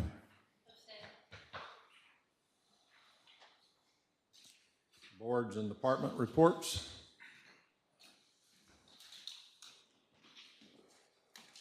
Mayor, council, I'll keep this brief. I've included a bunch of charts in your packet. We'll go over those with you when I get toward the end here. We've had an active year this year, and hopefully this report will provide you a brief overview of that. The men and women of the Lampasas Fire Department are dedicated to providing the highest level of service 24 hours a day, 365 days a year. This report covers a period. This report covers a period of the fiscal year 2023 and includes details on staffing, the operational and administrative divisions of the fire department, and departmental highlights. Furthermore, projections are increased call volume are included, and these are based upon current call volume compared to call volume same period last year. We operate two divisions, the operations division and administration division. The operation division is under the direction of Assistant Chief Tim Davis and is staffed by 12 people, 12 personnel. These are the frontline firefighters on the engine, on the ladder, and on the squad. These guys are work 48, 96-hour shifts, start at 07 in the morning, and get off 2 days later, and they have 4 days off. This includes holidays and, excuse me, includes holidays and weekends. Each shift, A, B, and C shift, are staffed with a full engine company, 4 guys. We have a captain, a driver, engineer, and 2 firefighters. The administration division is comprised of myself and the assistant fire chief and the fire marshal. We're there Monday through Friday. We're from 06, 1700, 5 o'clock, 6 in the morning, 5 o'clock. And we're also on call on a rotating basis, 24 hours a day. These positions are on call, and like I said before, and we respond to any big emergency, motor vehicle accidents, entrapment, structure fires, swift water rescue, we respond as well. This year, we have restructured the fire department. We've added 3 firefighters to the department, and that's given us 1 guy on each shift. We created a 4-man engine company. That's helped our guys be more efficient. It's increased our firefighter safety, our morale, and it's enhanced our service delivery. We further restructured the fire department by doing it within the administrative staff, doing away with 3 deputy chiefs positions and creating an individual fire marshal, non-supervisory, non-rank, and 1 assistant chief. We're projected as currently we're seeing a substantial increase in call volume over the previous year. Based on last year's numbers and where we're at this year, we're looking at a 19 to 21% increase in call volume. I've included that in on page 33 and 36. On page 33, you'll see we ran 1,499 calls for service last year. Just as of August the 20th of this year, we're at 1,115. When I left the station this morning, we're up to almost 1,150 calls. So our calls are increasing. That's where the staffing is so important. And if you look on page 39 and page 40, I broke it down for a 6-month period from January to July of 2023 and January to July of 2024. And you can see the difference there where we get the projections at. We ran 131 calls, or I'm sorry, we ran 848 calls for that 7-month period in 2023.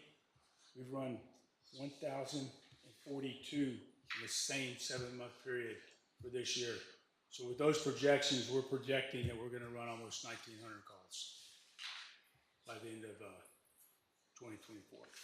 So with that in mind, we are looking to speccing out a new ladder truck. Hopefully we'll have that done in a year. That's what it's going to take to get it specced out and put that on order. We're currently having the budget a refurb on the current ladder truck. We get that refurb, that's going to last us 5 to 7 years, which is the build time for a new ladder truck. Actually, build time is probably 3 to 4 years, depending on how much you spec it out. Right now, a new ladder truck is $1.9 million.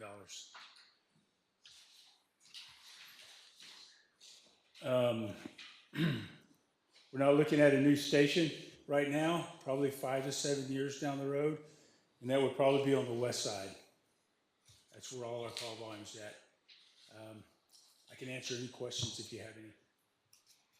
Chief, you have in your comments for fiscal year 26, you're probably going to need 3 additional personnel. I'm going to assume that's firemen. Yes, sir. So your leadership positions you got plenty there. You'll need probably 3 more firemen at least. Yes, sir, the back seat. Okay. What's the rise in incident calls? What do you think that stems from? Is it more population? I think it's more population. I think it's more rooftops, and also I think there's a lot more traffic. I've included way too much information for you guys on this. I'm sorry you got to break through it, but you can see that most of our call volume, between 77 and 81% of our call volume is medical calls. So that's where it's at. So if we get in 2026 budget, when we get 3 people like that, create a 3-man squad with 2 guys on it, that's going to save wear and tear running an engine to all these medical calls. That will be staffed where we can double calls. Right now, we're getting a lot of overlapping calls, and that's not reflected in any of this. So we get 3 more guys, hopefully that's going to alleviate some of that. Just basically, we're seeing just a lot more people. You know, I think the population growth is probably, close to 9,000 right now? And our guys are running calls. I mean, we're averaging 7 to 8 calls a day. The medical calls, those are calls that you're called to assist on, EMS, or well, a lot of times it's to assist EMS primarily. Sometimes they'll have ambulances that are, all 3 of them are tied up in the call that help us. We're able to provide BLS and ALS capabilities. I have 3 paramedics now, so we're able to push medications and work under their protocols. So it's increased our ability to do more things. But fire has gone down over the past year, at least. It was 2% last year, 1.25 so far this year. I'm sorry? Fire calls, it's gone down to 1.25% this year so far. That's only for this year is only for 7-month period. Right. Yes, sir, they have. And a lot of that has to do with the way we track everything, because right now, I've broken it down, and you can see that between city and county calls. And we've changed the way we run calls in the county now, where what we provide or what we're able to provide without leaving the city uncovered, which will never happen. Since the big change, chief, in the leadership, since a former chief and then you, and then we brought on the new assistant chief, what are we looking at as far as turnover? Yes. I haven't lost anybody. In fact, I had when you, council allowed me to hire 3 more firefighters, I think I had 7 or 8 applicants for that job. We were very, very fortunate, so.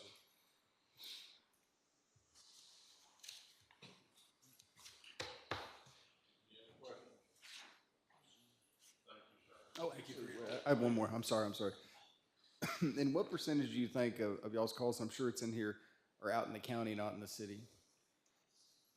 Sorry, I have that in here.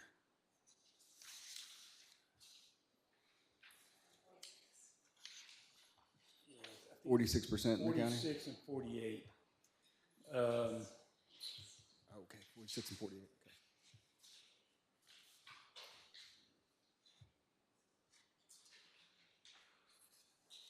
Last year, we ran 168 calls in the county. This year, so far, we've run 71. Pretty small percentage compared to the city? Compared to what it was, yes, sir. Okay. Because that was, last year, if it was 168, but there was around 1,400 calls in total last year? 1,499, yes, sir. Okay. And the county calls for 2023 is page 46. Okay. If you would like any more data, I can break these things out as far as you like. Appreciate it. Thank you. Thank you.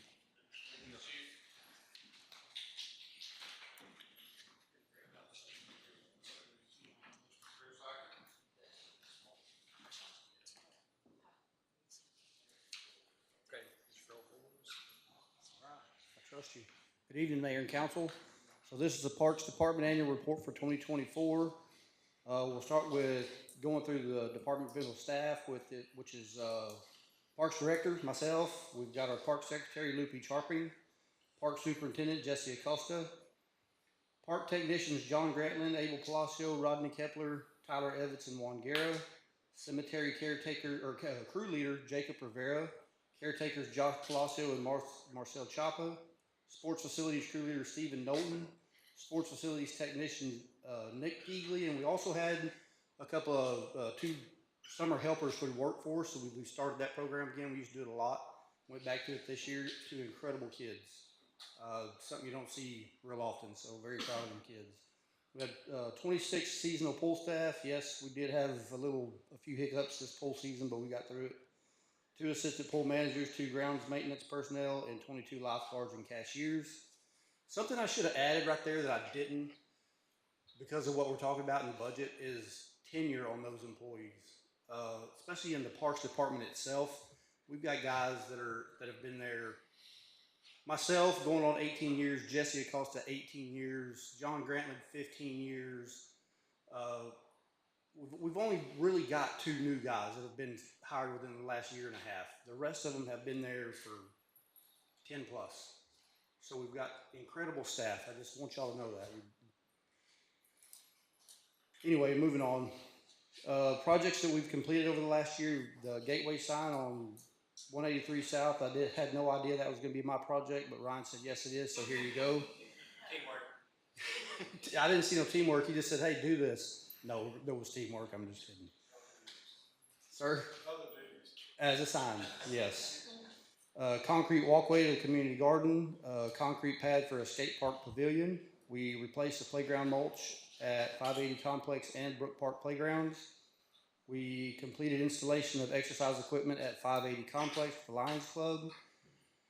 Lampasas Municipal Airport projects in progress. We're currently working with TxDOT Park Hill, Smith and Cooper, and Centurion on airport layout plan. I believe our next meeting is scheduled for November. It's the last word that I had. I got one question on that. It's the only reason it was brought up to me by some of the members of the airport committee. The location of the fuel farm, is it gonna remain there, or are we gonna Yes. move it south of the, okay? No, it'll remain there. It would not be beneficial to the city to move that thing to the south. The only real area that we have for expansion of hangars is to the south. We don't want to take up any more of that space than we have to. This thing's not in the way right where it's at right now, and it's super easy to get a semi right to it and right back out. Okay, So, thank you. Yes. Current location will stay the same. We've executed an agreement with DBT to recommission the AWAS system through FAA. I just got word from them yesterday that we've got our final paperwork ready to sign to get that recommissioned. We've executed a contract with BGIS to replace the fuel tank. The new tank will be 12,000 gallons with full containment system. 2024 pool season events. We hosted a dive-in movie at Hannah Pool. Back to school bash on August 2nd. Numerous pool parties and youth church gatherings and baptisms. We did have to cancel a lot of events, a lot of parties, a lot of things close to the end of the year because we were losing staff faster than we could keep up. That's been an ongoing issue. Side note though, Hancock Pool made the cover of the 50th anniversary edition of Texas Highways. You can see the picture of it right there. Super cool. Or maybe not, I don't know.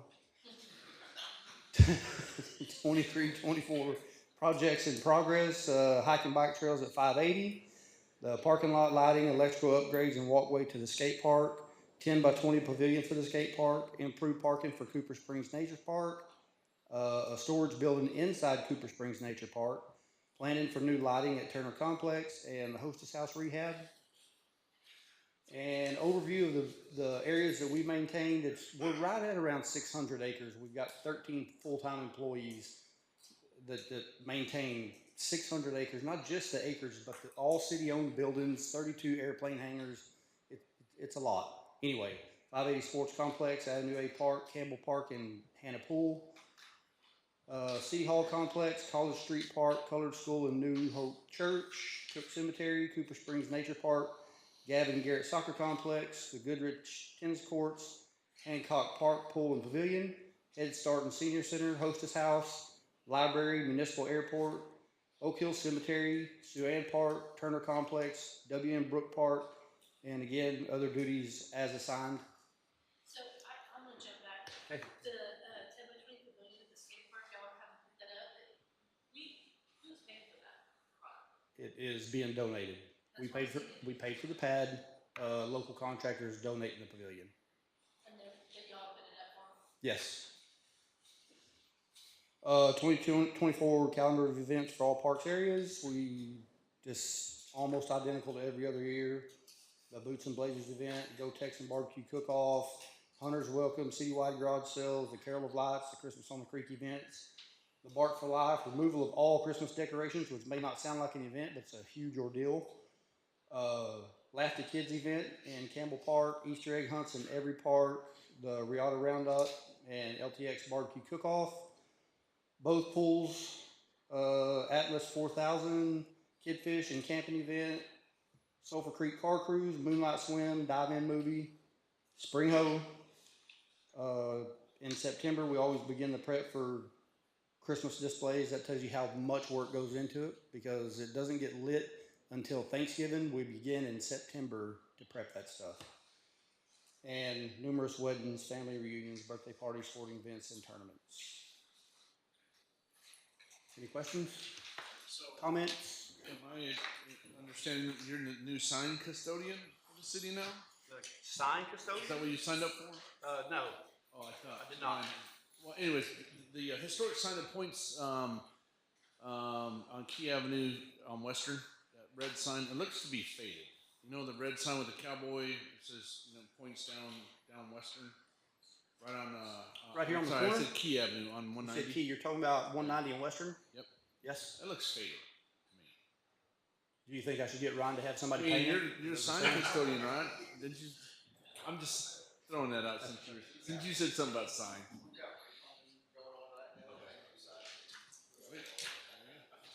I bet Ryan can find somebody.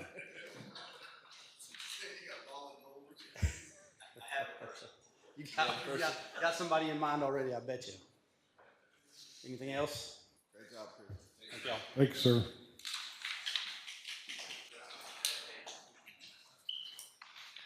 5.1, Assistant City Manager's Operational Report, US Highway 281. It's a tough act to follow. Afternoon, Mayor and Council. Make it real brief, but I thought it was important. Wanted to share just a little bit, if nothing more than to make sure too that the citizens are aware of a couple things going on. So I think everybody's well aware of 281, the US 281 project.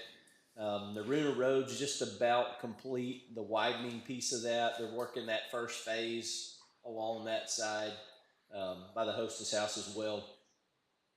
As far as some changes to the project that I want to make sure council is aware of and I want to make sure citizens are aware of, Ruth Eakin Park, there's a culvert that goes across underneath 281 and it feeds in right in front of the stage. There's that concrete channel, the old rock wall. There's a water feature in there with a bubbler in it, and it kind of has like staggered kind of check dams in there, concrete.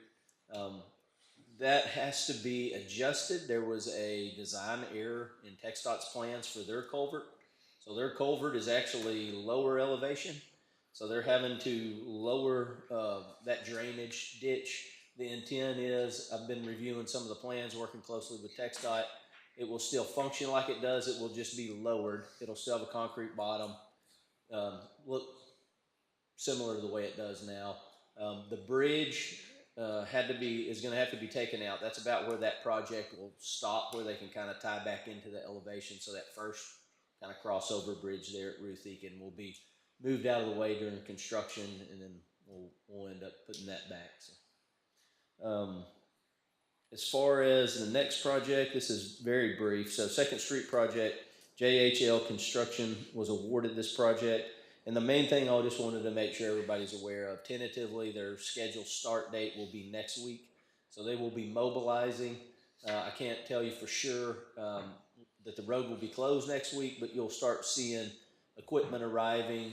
Their staging area is going to be on the other side of the drainage way there on Hackberry, other side of Cooper Springs Park where we have the barbecue cook-off areas. They went and looked at a piece of that for staging some of their equipment so that it's close enough for 2nd Street. But basically from Main Street to Pecan will be closed once they start construction. There's no phasing, so they will close off both ends, all side streets, and start demoing out the road. So we're pretty excited about that. But just for safety purposes, we want to make sure everybody's aware of that that's about to kick off. Ryan, is there any update on the hostess house? I could give you a quick update. Actually, Mike Blair's been on site throughout the project, so he's one of our inspectors out there right now. Obviously, Frank Ellett, our building official, has been out there. We've had several meetings. I think as far as on track, they're still on track. They're working through some of the plumbing updates right now. There's been some changes as far as some RFIs, requests for information, that they've worked real closely with the architect to make sure that those design changes. You know, you work on an old building like that, I think everybody's expectation is you're going to run into something that you may or may not know is there without the beginning of demoing those walls. They didn't know for sure what was behind there. So there's been some changes in how that plumbing is kind of offset. You know, the ceiling heights when you're running electric conduit in those old ceilings when they pulled everything off, you know, it has to be adjusted down just a little bit, that final ceiling elevation. So there's some changes that they're working through as far as that goes. Elevator shaft, they've kind of cleared that area, removed the rock off of that side where the elevator shaft will be closest to 281 Business. And so, you know, I think next steps will start working on getting that pad ready. But I think as far as construction goes, they're making progress. I think we'd like to see them, you know, pick up the pace a little bit, but that's kind of where that's at. They do have a crew out there and they do hammering the plumbers have been on site for a couple weeks now, but the demo work as far as taking down some of the sheetrock, you know, the ceilings were already cleaned off. They've got all that done. But it's mainly electrical and plumbing that's going on right now over there. Thank you. You're welcome. When they get that whole side Correct. Yeah, it will look very similar to the way it is now. They tried to salvage. They were lucky because a lot of those rocks weren't tied on with brick ties, so they just kind of came apart. So a lot of those are salvaged. So they'll still be usable. We'll be able to reuse those. A lot of the rocks. Thank you. All right, thank you. We will jump down to 7.1. Discussion and possible actions to approve the first reading of an ordinance regulating short-term rentals. I'd say we don't take any action right now. I agree. Agree. All right, we'll go to 7.2. Discussion and possible action to increase wastewater-based rate for residential, commercial, and industrial customers by $5.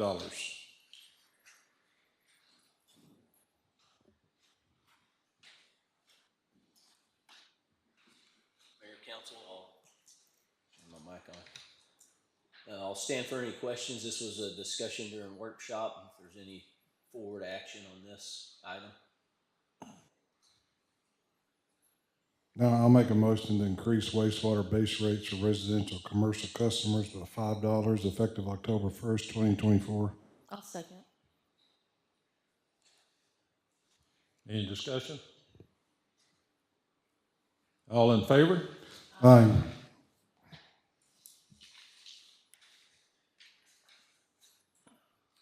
7.3, discussion and possible action to increase water base rate for residential, commercial, and industrial customers by $5.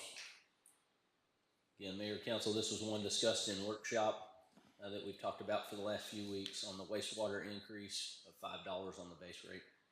Make a motion to increase water base rates for residential, commercial, and industrial customers by $5 effective October 1st, 2020. I'll second. Any discussion? All in favor? Aye. No. None opposed? No. One no. 7.4, discussion and possible action to set the FY 2024-2025 annual cost of living adjustment. Mayor, council, I'll stand for any questions. Clarification, this is strictly the COLA, correct? Not the market adjustment? Correct. Okay. So I'll make a motion to set the 2024 annual cost of living adjustment at 3%. Any discussion? All in favor? Aye. Any opposed? 7.5, discussion and possible action regarding the acceptance of a bid from Texas Materials Group Incorporated for the mill and overlay of Naruna Road in the amount of $37,450. Mayor, council, this is actually an item, as we work through our paving season, which is kicked off. We're beginning seal coat internal. This year, I think our goal was, we used the street maintenance budget, the $100,000 that's in that budget, to always improve pavement, to do pothole repair, various things out of our maintenance side of the house. This is considered a budgeted item as we do pavement. The reason that we wanted to bring this to council was over $25,000. The piece that we're talking about of doing a mill and overlay is at the new Naruna Road piece on 281, where they're widening it to 3 lanes at the intersection. From the new pavement joint there that TxDOT's doing to the bridge, basically milling that, grinding off that inch layer, putting back an 1.5 inches. Last year, I know everybody's probably driven that road. Last year, we seal coated the other side of the bridge. We didn't touch that one because we knew TxDOT's project was about to kick off. We didn't want to seal coat it and have them demo out sections of the road. We didn't know exactly how far back they would go. Looking at it this year, it's tentative. It's fair condition. It's still salvageable, but you're starting to see a lot more cracking on it. Typically, an overlay will give you 7 to 8 years extended life on that. And then you're just managing it with typically a seal coat after that at some point. Looking at it, I think it's an improvement, although there'll be more traffic probably on that road with a signal. Typically, the average daily traffic volumes will go up. That's kind of why this year, looking at that, knowing everything else we had going on, we'll probably do a little bit less seal coat and if we do this project. So, but this project I feel like is one that probably needs to be done, and it finishes that piece, new pavement there. Stand for any questions. The actual we had two bids. Typically we'll have to have three. We only have two. There's not another vendor in this area that does that, and so the two that we had was Texas Materials, as well as Lone Star Paving, but the low bid was $37,450 by Texas Materials. And they've done quite a bit of work for us in the past. I move to approve the acceptance of the bid from Texas Material Groups Incorporated for the mill and overlay of Naruna Road in the amount of $37,450. I'll second. I did have a quick question. You said something about a light. Are they putting in a light at that golf course turn? There will be a signalized, yep, it will be signalized intersection right there. That one will be. Now, will there, just out of curiosity, will there be a signal? It looks like there will be a signal where the old signal was too. There will be at that new, where 281 business intersects now, that will also be a signal right there. That will actually be a four-way as the development finishes up. It'll be a four-way intersection signalized. So the timing will be pretty critical in the mornings when kids are going to school, that TxDOT has those signals timed accordingly because they're very close. Very close. Tight area. You can't leave people in the intersection. They do that stuff every day, so I'm confident they'll have a good plan for phasing those signals. Thank you. What amount did you have budgeted for this project?